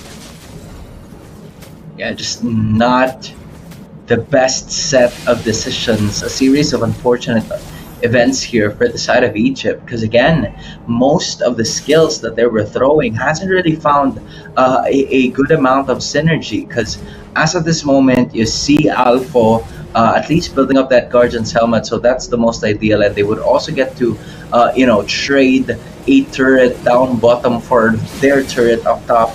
Unfortunately, Kiboy has been that person who would always take the brunt of the damage. That time he was able to escape, and Joki not in the best position, using the flicker to be able to get away, but he is completely surrounded by most of the members in it. That means that it is not only 1 but 2. Here's more. What a great play coming in from Alpha, getting Chewe down, and now Kiboy and the rest of the squad grinding Maro, but a final slash buys a bit of time. Alpha will be trying to get away.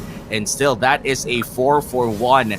Chewe goes down 4-4 in Egypt. Another losing trade, sadly. Yeah, they had an idea of like trying to lure them inside that mid lane, the mid lane in between turrets. But apparently Indonesia has encountered too many of that. And at this point, they're probably used to like a strategy such as that one to be able to be executed onto perfection. So Indonesia, not only were they able to take a lot of lives from Egypt, but they were also able to take the purple objective and position themselves better in this very first lord of this game, as the Hilda is already in unfamiliar territory, or in like opposing waters, and he's targeting Alpha this time. Yeah, and Sans has to flicker away. Speedy in the midst of the battle. Frigid Glacier doesn't really land on anyone, but the 1-1 goes to the skies. Might just get Maro as well. They're gonna go for the crossbow of Tang no more because it will be a double kill for CW and the Lord as well for Indonesia. A couple of great plays, a couple of great kills, and the momentum is felt for the Indonesian squad. Not the best decision there from Egypt. No vision whatsoever in terms of that river bush, and they just decided to go and break loose. You know, they had an idea, but it was just a horrible miss there from the Egyptian side because they had at least means for them to be able to check where the rest of Indonesia could potentially be coming from, and in that moment they were unable to do that. Now they're gonna have to worry about a Lord marching on the bot side and a Nathan of Speedy that hasn't even gotten his third item yet. Diversion on the back sends Kiboy, but looks like it's gonna be too much for Egypt. No, it's gonna be too much for Indonesia instead. That's 2 kills going down for Egypt, and Alpho gonna be able to go back to the base. Albert might just be in trouble here, but Maro is able to dash back to the Lord. What a great play coming in from Egypt. The response to that diversion, what a quick reaction coming in from Alpho. Yeah, that they're allocating the balance of who takes the damage output first. It was a very risky move to put Speedy in quite a very difficult position, but even so, he was able to stay alive. So that is going to be a certain scenario that maybe Egypt could capitalize on whether or not they would extend the duration of this game to even more minutes. And Indonesia's been doing so well. Whoa! They currently have an 8K goal lead, and just like that, the invisible diversion play once again, but the final slash lands onto Albert. Might be in trouble here, but Genji defending their base. Maro goes to the sky. CW, no more crossbow of Tang available. That's 2 people immediately down for Egypt as they take down Luke as well. It becomes a 2-for-2, and things are looking great for Egypt. A 10k gold lead cut into 7.5. That's some progress. yeah, this is starting to give Egypt a little glimmer of hope just because of how they have been performing in this very first game. You know, you're currently seeing Maro having not the best of records in 179, but Genji has been doing a really good job trying to secure most of his objectives, and that would not have been possible without Speedy and Alpha just taking care of most of the stuff, where as Indonesia, on the other hand, you have pretty at least Sans, who has been taking well care of himself, even though he's the one who would always make those risky plays. So that something has to give here. And can Egypt play defense up until Indonesia gets tired, or will Indonesia finally finish it once and for all? Let's see, because this Lord is going to be very important for Indonesia. They've been struggling to get those inhibitor turrets, but Luke is just providing so much vision. It's going to be a free Luminous Lord for the squad of Indonesia, and another big defense upcoming for Egypt. Diversion up there, heavy spin burnt as well, and they're going to be able to defend for now, but looks like they're going to have to reserve all of those battle spells for the upcoming defense inside the base. Lord is about to spawn in just a few seconds from now, and from everything that I have witnessed here, most especially from Indonesia, this is the kind of gameplay that most of their Indonesian counterparts are really looking forward to do, because for the longest time, right, Indonesia has been capitalizing more on the micro other than the macro, but Egypt is also a region that's trying to learn more about that kind of concept. But as of this moment, already a single inhibitor finally down. They're looking forward to extending it even. Speedy trying to get that Lord to melt down as fast as possible. 1 inhibitor turret left here for the side of Egypt, and looks like the final slash is not going to land on anyone. A heavy spin, though, will land on 1, trying to defend their entire base here. Nice Raging Sandstorm coming in from Kiboy. Takes down Maro, and Jockey looks to be next. But look at the damage coming in from Speedy. It might just... oh my goodness. Actually fake everyone out. And Egypt able to defend against Indonesia. What an insane play coming in from Speedy. Man, just like when just when you thought that it's about to be over, this is one of the reasons why, Speedy, or should I say the Nathan, has always been part of most compositions for the side of for MLBB so far, and it's because of how well the wave clear potential coming in from that Nathan really poses a problem for most of the teams, and I feel like that is exactly what they're going to try to do now: invade more of the objectives that have been taken away from them, and with that, start off a potential comeback. And Womi, this is what you've been mentioning a while ago.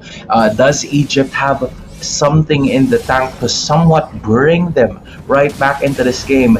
Now from 7 to 8K, they're back to within 4K at least. Yeah, this is already a manageable gold lead. This is not an impossible team fight to win now. And for Indonesia, they've tried several times with the diversion played. I think 2 to 3 times they tried to just ulti their way to finishing this game. But sadly, Egypt has been able to respond to all of them. And this might just be one of the most important objective or most important team fight that they could play around. Kiboy cannot make a mistake here. He has to be able to find Speedy, because this Nathan is not running a Purify. One stun is all it takes for Egypt to crumble. At this point in time, I feel like if you are Egypt, the idea is for you to take it slow, but apparently that's not going to be the case. No way. Because they want to go and take one down. Kiboy is at the middle, at the thick of it all. Kenji is going to be there trying to force the team fight in, but CW, the man at the moment, is going to be able to fly, landing on that crossbow of 10 towards the other members as well. But CW is going to be there together with Albert, 2 damage dealers from the side of Indonesia. No way. Will they be able to do it The against base, though. 4 other members of Egypt? This is the idea that they have. The base is going to be there, Womi. The 4v2, now a 3v2. One has to defend the base. Albert. It's up to Albert. He has to find this Lord. He has to be able to either clear out Egypt or file the retribution quite well on this Lord area. But looks like Alpha in a lot of trouble defending this one. It's still going to be close, though. Oh, they do wow. take down Maro, and looks like Speedy might be next. The diversion coming in from Indonesia comes in clutch, and they're going to be able to take down Joki as well. Kenji and Alpha left to defend against Indonesia, and Luke is already inside the base of Egypt. Heavy spin is going to be used, but to no avail, and this might just be the ending push coming in from Indonesia. Game 1 might just be going to Indonesia, but looks like Kenji, he's going to fall down, and they're going to go base lock. That's Indonesia taking game number 1. Oh, wow. I don't know about you, Omi, but I felt like Egypt had their hopes up during one of those moments where they brought 3 heroes down. But again, the experience that was played by CW and Albert, being at least not a very squishy hero in Suyu and a very squishy hero in 1-1, 2 against 4. They know that they have the macro ability, and this is the benefit of just, trying to push most of your lanes, especially the lane that's farthest away from that Lord fight, and they really benefited from that, getting this specific victory. And this is the difference in the Liu Yi. The diversion just came in clutch for that Lord fight. Yes, they were able to get Maro in that 2v3 setup, but without that diversion, I feel like it could have ended something worse for Indonesia. And that was quite the close game. A 10k gold lead that almost turned out against Indonesia, and that's not looking great. Like, I know Indonesia still won in the end, but Egypt really put them into a tight corner with that Nathan. And moving forward to game number 2, surely Egypt has something else in the bag, and Indonesia, they're fighting for turn it live, you can say, for Egypt as well, and both of them are playing really well in this game number 1. Yeah, and I feel like for Egypt this time around, they can't be phased with what has happened in this specific game number 1, because again, that there were ample opportunities for them to actually get the victory, and you've seen them turn those team fights around, something that we don't necessarily see from Indonesia, right? Where they would naturally get the domination possible and land on towards those skills, land on towards those objective takes. But you're right, that they have to be a little cleaner in terms of execution to avoid most of the possibilities for Egypt to happen. Because it's just like what we saw a while ago, they really are good at punishing in terms of like counter attack, the composition of this team that we had right over here. As we look at the statistics as of the moment, Speedy already having at least 6 kills and 6 assists already, an entirely full build for the guy, would have been a game changer had not there been a final team fight that was forced by Indonesia. Because again, they had the lead for momentarily of it, or for the majority of it, but Egypt tried to fight back. Although I feel like you're gonna have something else to say regarding the draft patterns of Egypt in this one. Egypt definitely played well against Indonesia, but Sans definitely gave that competitive edge to Indonesia, willing them towards this victory. Not only did that diversion play around that Lord area gave them that ensured team fight victory, but sure, there has been some diversion plays that didn't end well for the side of Egypt, but those were the correct calls, and those were the diversion plays that I would say like a 50-50. Sometimes you would win the team fight. If you won that team fight, then sure, you could end the game. If you lose that, then better luck next time. And sadly for the side of Indonesia, there were 2 better luck next times, and Speedy was able to build a bit of the items he needs, but eventually they did find that winning team fight, and that was all they needed for that entire game to be theirs. And that's why I do think Lu Yi, if your enemy knows how to play this well, just take it out. It's one of those picks that just breaks tempo so well in the current meta. Yeah, we were talking about like during the start of the draft, we were kind of like surprised as to why the Gatot Kacha hasn't really been given attention by both of these teams. And in fact, as far as I can remember, the second pick of Indonesia was that Louis that went on to Sands. And we were thinking what the role of the Louis is going to be like in terms of like the composition that they've had, and it fits so well just because of how well the team gels in terms of the early game aggression, just because they have Hilda and also because they have the other things on their side. And you also have another redeem code as well for your convenience, where you can get a ton of prizes from MLBB as well. So make sure to claim it right away. Who knows, or who knows what kind of price you have there in store for you. Maybe it's like a recall. I don't know. I'm getting your hopes up, just like what happened in game number 1. But right as of this moment, this is a chance for you guys to claim it, and I think someone already claimed it, so that's sad. But this series, I feel like, is still up for grabs for both of these teams. It's really going to be up to execution on how either Egypt is going to bounce back from this game, or Indonesia will be continuing to make it into the playoffs. I feel like Indonesia was having fun in that game 1 as well. They were playing heroes that were brutally good in the early game, and they knew how to play the early game really well. So I feel like that's also lesson number 1 for Egypt rather. When you look at Indonesia and you know that they know how to play the early game so well, maybe lessen that, or maybe have a more specific approach that they almost had here in game number 1, where it was quite obvious that they wanted to extend the game, that they wanted to give Speedy the time to go online by late game. But sadly, that didn't translate in the laning phase, because number 1, Speedy got solo killed by CW. That's already huge. Yeah. That slowed down the ramp for Nathan by a lot of minutes. Then second is we didn't see a lot of rotations coming in from the side of Egypt that would eventually put the Nathan in a good advantage against his opponent, in which case this 1-1. So hopefully we see those systematic changes as we enter in game number 2.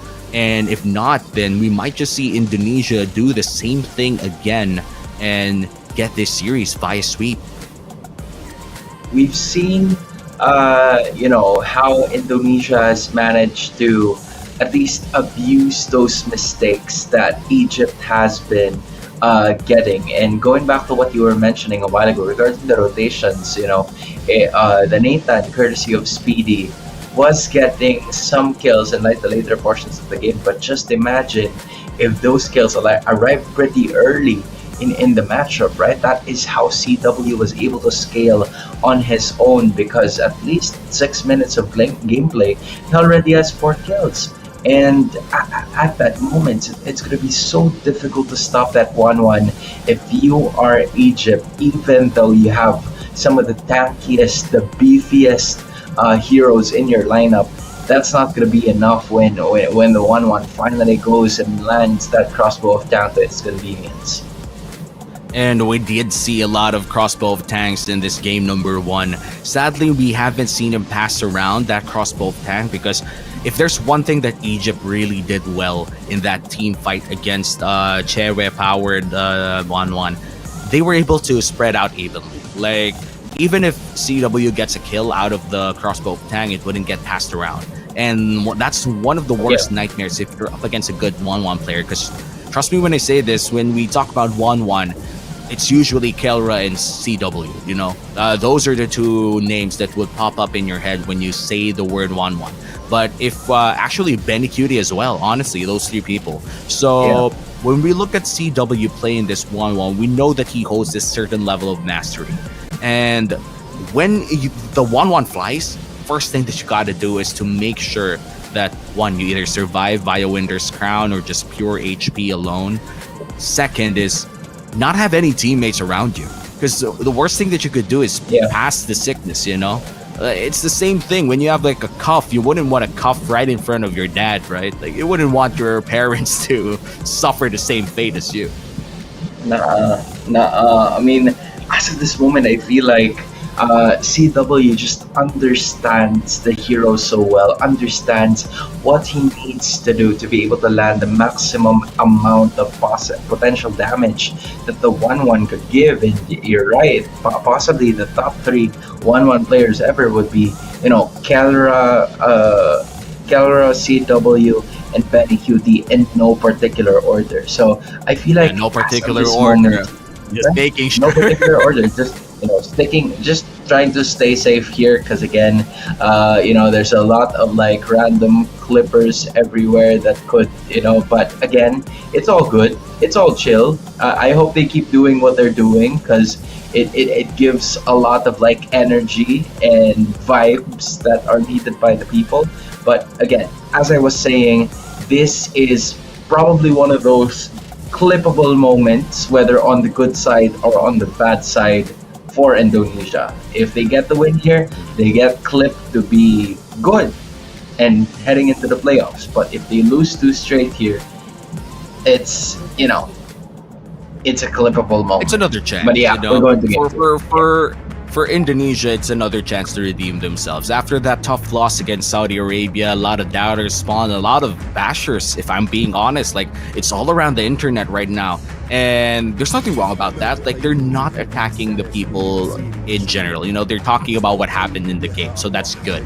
But for Indonesia, they don't care about that. They just want to win this game so they can continue in this tournament. It doesn't matter what Albert said like a couple of weeks ago, a couple of months ago. What matters is that they stay alive. And by staying alive, they got to end Egypt now. Because Egypt, they're also fighting for the same things as Indonesia. And as we look at these bans, it's very much almost identical to what we've seen in game number 1, apart from the Cho being banned this early. Yeah, it's as of this moment, we get to see some sort of like similarities in terms of like the bans. Indonesia is going to be at the position again on whether or not they would ban both the Alpha and the Suyu, and that's exactly what they're going to do. So Alpha is banned, Suyu is open, but I feel like Indonesia is planning some sort of idea here, and wow, for the first time, yeah. I'm speechless, bro. I haven't seen this in a while. Is this legal? Actual question. Is this legal to lock in the Granger right now? Like, yeah. I don't think so. I don't think so.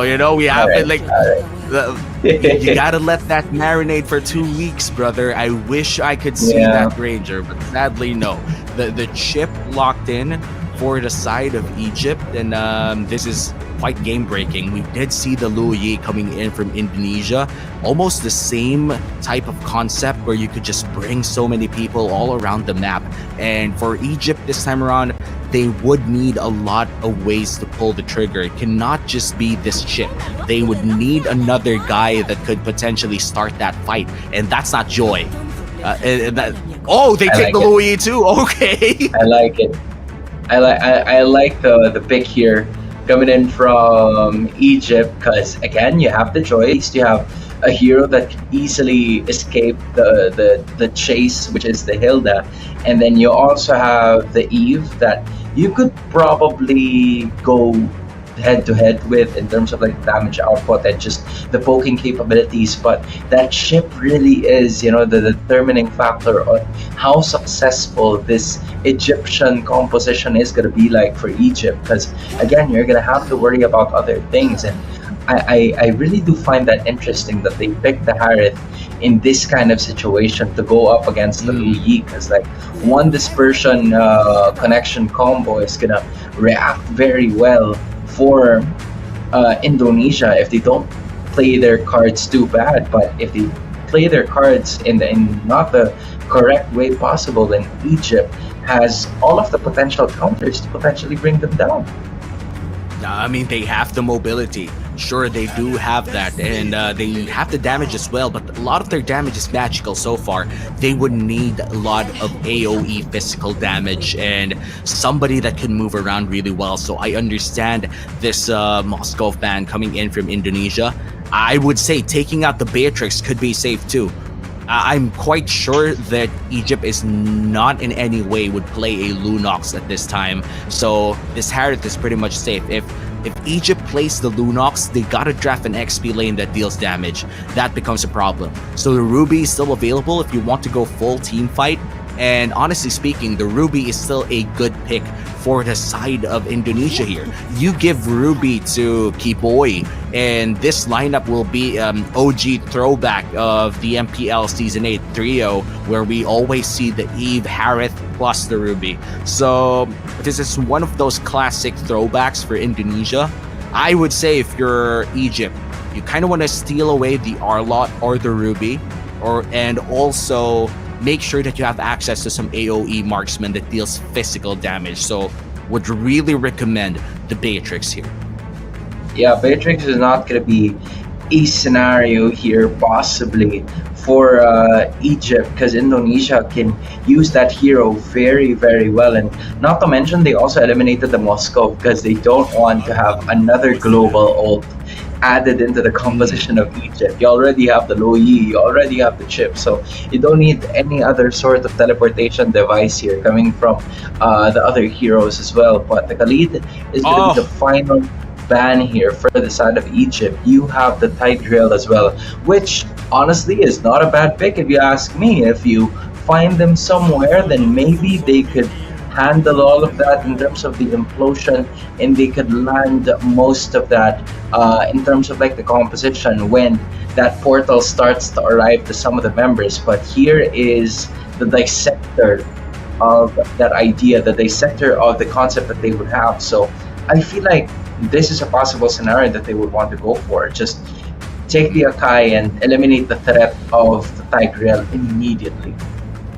Yeah, and Akai definitely one of those picks that is very annoying if you're playing the Tigreal. It's so hard to get a great implosion whenever the heavy spin is available, and surely it's gonna be a lot of trouble as well for this Harith if there's no available Purify. And I guess this is the answer for the side of Egypt. A lot of AoE physical damage coming in from this Claude. You add as well the Akai counter pick to this Tigreal and the Harith. Things are looking great for Egypt so far. And wow, first time in MLBB history, last pick Suyu. Wow. But Albert landing on that Suyu pick, I would say that this caps off their draft quite nicely too. A good mix of physical and magical damage, and a lot of crowd control if you ask me. So in terms of draft, I'm just excited how Egypt is gonna play this, because that's a lot of mobility. But sure, you have the mobility, but you gotta know how to use that too. Yeah, you're gonna have to know where you're going, right? What the next step is gonna be like for you and the rest of the members in. Because yes, you do have the chip, but what is gonna be Chip's main idea towards his approach in this game number two? Because again, it's the tournament life on the line for both of these teams. Win twice or Egypt wins twice, Indonesia's eliminated. Indonesia gets this game for only one time, then it's Egypt who's eliminated. The winner of this matchup will be facing, or should I say, will no longer be facing anyone because they will be able to make it all the way through into that playoff spot. And as we were saying a while ago, I feel like Indonesia's just back to regular programming. They would want to make sure that their presence is felt by Kenji. Interesting decision here coming in from Egypt. They left the Joy alone knowing that they're up against a Hilda. And I feel like this is going to be a game-breaking decision for them. That's going to delay the Joy for quite a while. Not only did Joki get that small purple thingy with the actual purple buff, which means that Kenji is just severely delayed compared to Albert, who's already in level 3, cleared 2 buffs already in Lethal Wanderer. And that's just because of one decision of leaving the Joy alone. Hopefully that's their first and only mistake in not taking care of their Joy, because that's where they're gonna get their mid-game damage. As of the moment, they're trying to replicate the same thing again. This time in the orange buff, you see Luke cut down to at least a sliver of his health, but he has managed to stay alive. So, Egypt trying to pick up the pace immediately as to how they would want to approach this game, but Luke just being saved by those passives from the HP bar at the shield to the Hilda, just really paying dividends for him. But as of the moment, it's going to be CW taking a huge amount of damage, cutting his HP bar into half, but he still stays alive as we speak. And this is good for Egypt. They're able to recover. Now it is an even level 4 battle for the retribution for the first turtle, but I feel like they're not really gonna go for it. The chip ultimate is available, but immediately Kenji goes down. Maro's not gonna call for backup anymore, but Alpha is already there. The heavy spin is available. They find Kiboy, and looks like Kiboy's gonna go down to the Lu Yi, and Luke will not be able to find a trade-off, but Alpha might just bite the dust here. That's 2 kills going to the hands of Indonesia, plus the turtle and Luke able to survive via that passive once again. What a calculated play coming in from this XP laner. Really huge close calls from Indonesia, but they were still able to escape in the middle of misery here. Egypt, on the other hand, not so successful, with most of their 2 players as 2 have already gone down, and that right there is Alpho and Kenji. For Alpho, I feel like for most of the users of Akai in this specific tournament, they really have been utilizing it to just pin down the rest of the members in, but that was a good implosion play, and it might be too late for the rest of the members of Egypt to just assist them. Joki's already down. And that's also a wasted shortcut if you're Maro. So that was a great play coming in from Kiboy. Yes, that burnt a flicker, but that was a flicker well burnt. And now Alpha gonna find Luke. A bit of trade-offs here for the XP laners, and Kiboy just giving out the vision for Indonesia. Looking at Jockey once again. Real World already set as well, and he's gonna go down. Jockey in his second death of this game number 2. Yeah, this is just very difficult for Egypt as we speak. Just like what you've mentioned, right? They do have a lot of global skills, global ults. Just a good thing that at least they were able to take Luke down, finally getting him to commit his first death in this one. They have a chance to even grace the energy shields brought about by the third, but apparently it's Sans and the rest of the members, and Albert, my goodness. He is not wasting any time whatsoever getting a kill towards Joki. They're timing the flicker, they're timing the kills, and Maro looks to be going down as well. Shortcut used, but none respond. CW going in front of Speedy here, but look at the damage coming in from Albert. Alpha with a great heavy spin, but he has to go out. Kenji looking for that play. Electrifying beats on a 5, gets 1, but the Real World keeps him in. And Indonesia taking a lot of kills away from Egypt. in the lead at 3K.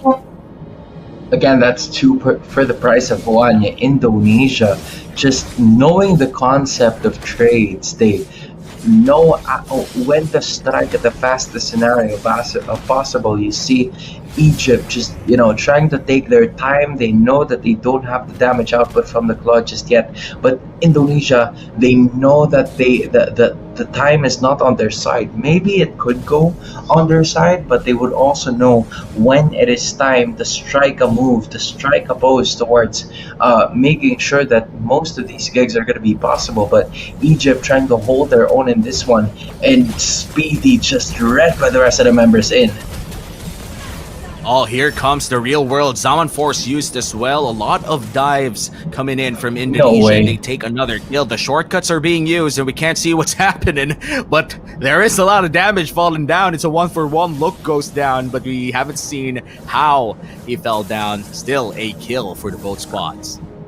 Yeah, they got a kill. At least that's what they wanted. As we speak, another kill goes into the hands of Genji. You have a kill on Joki as well. But I feel like the main character for the later portions of the game has to be Speedy. They need to find a way to include him in most of the team fights, and I feel like that's what they're trying to do now.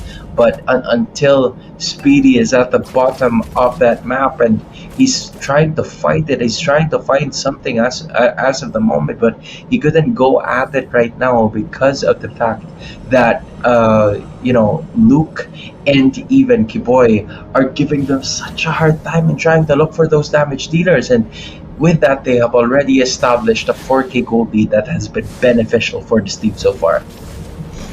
And another turret goes down to the hands of Indonesia. The gold lead only grows. It's now 4,000 in the favor of Indonesia, and they're still looking for their next kill. What's good about Egypt is that they do have the arsenal to pull the trigger. They have the mobility, but they haven't really found the creative usage for it.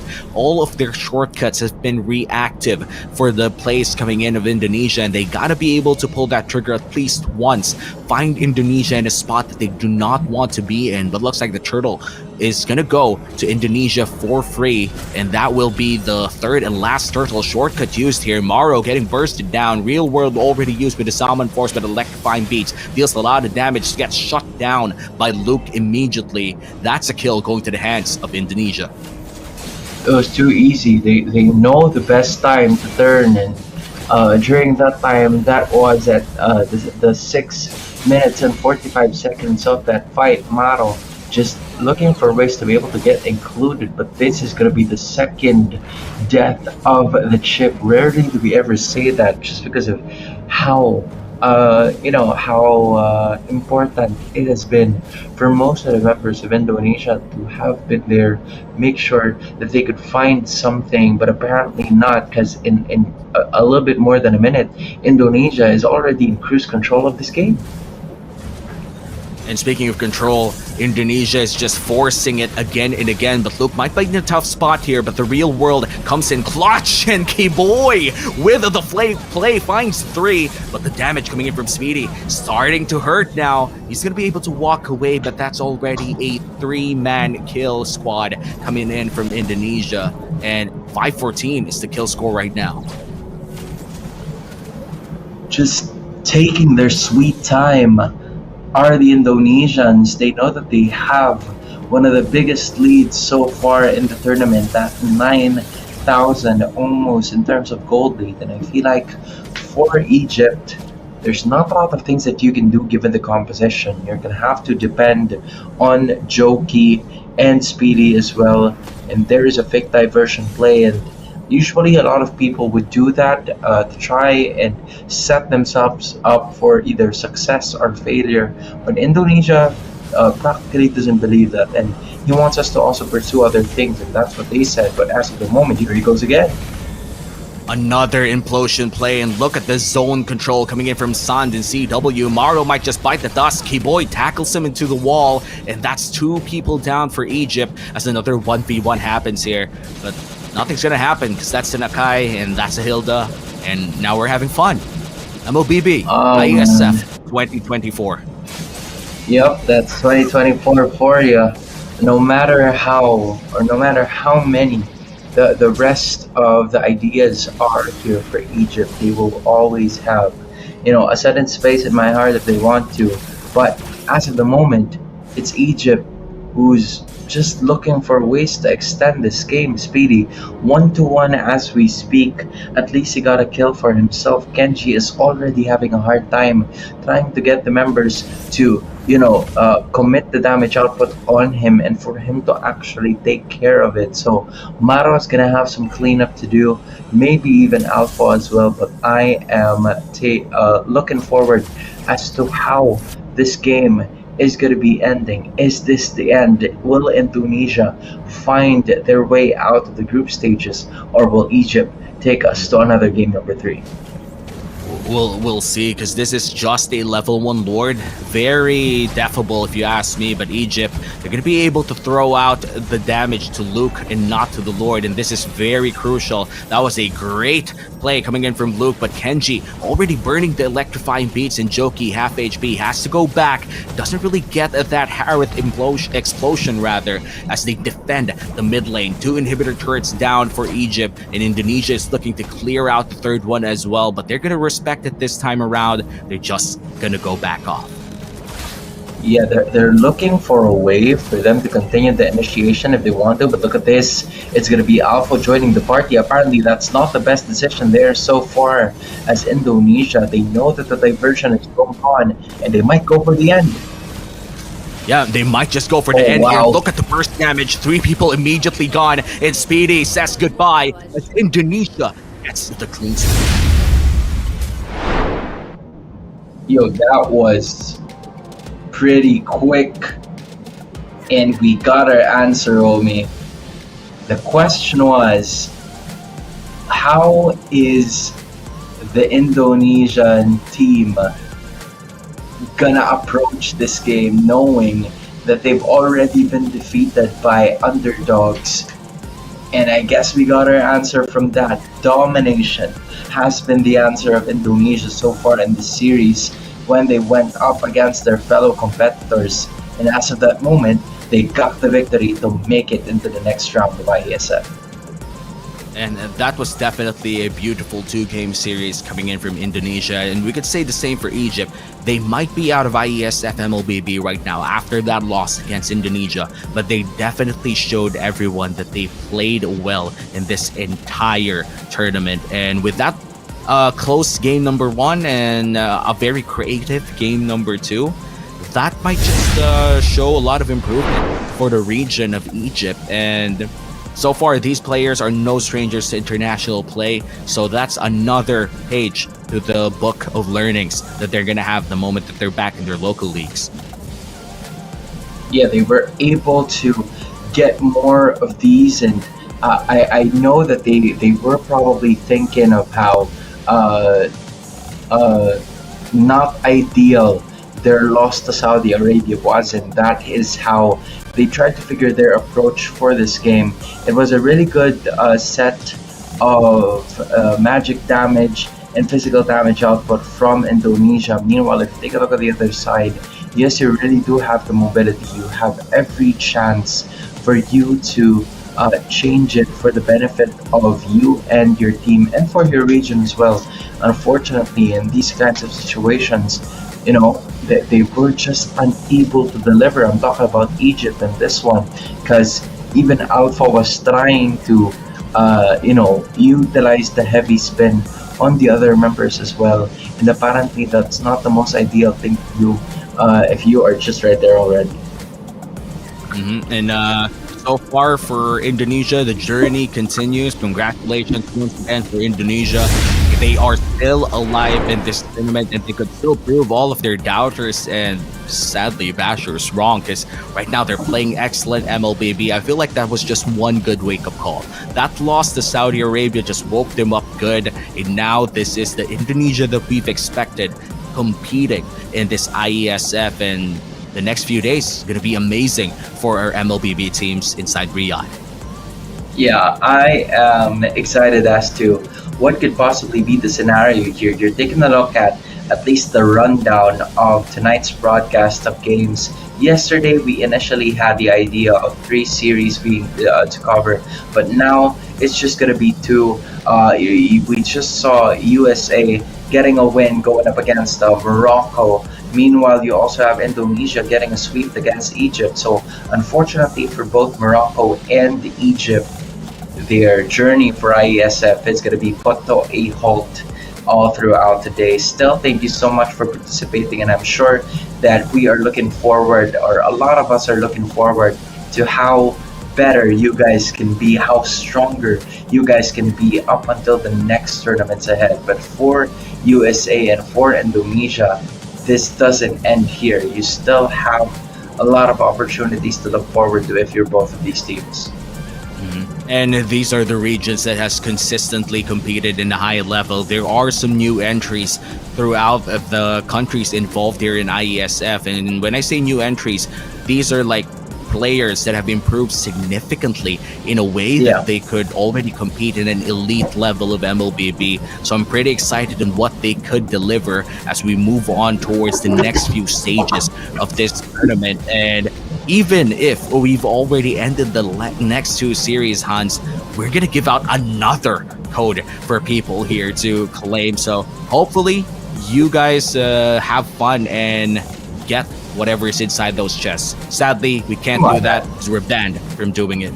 I don't. Are we banned from doing it? You know what? Yep. I understand where you're coming from. So let's just not do it anymore. These are up for grabs for you guys. So just go ahead and take it. Maybe you can claim it more than once if you're a fast typer such as fast typer that I know. I have no idea, but yeah, just go ahead and claim it. Unfortunately, you can't claim it now because it's gone. But as we speak, as of the moment, these right here are two of the teams that we could possibly expect moving forward into the IESF World Championship. It's USA and Indonesia. Talk to me about USA. Like, what is something that they need to do when they went up against Malaysia? Just final thoughts. I'm just excited because USA, they've shown great potential against Morocco in our earlier series, and Indonesia seem to have woken up. So these two teams, for whoever they're going to face next, I'm sure, Hans, they're ready. Yep, they are going to be ready for what is in store because, again, every win is going to be very important for the next stages of IESF World Esports Championship 2024. Thank you so much for watching. We're going to be seeing you next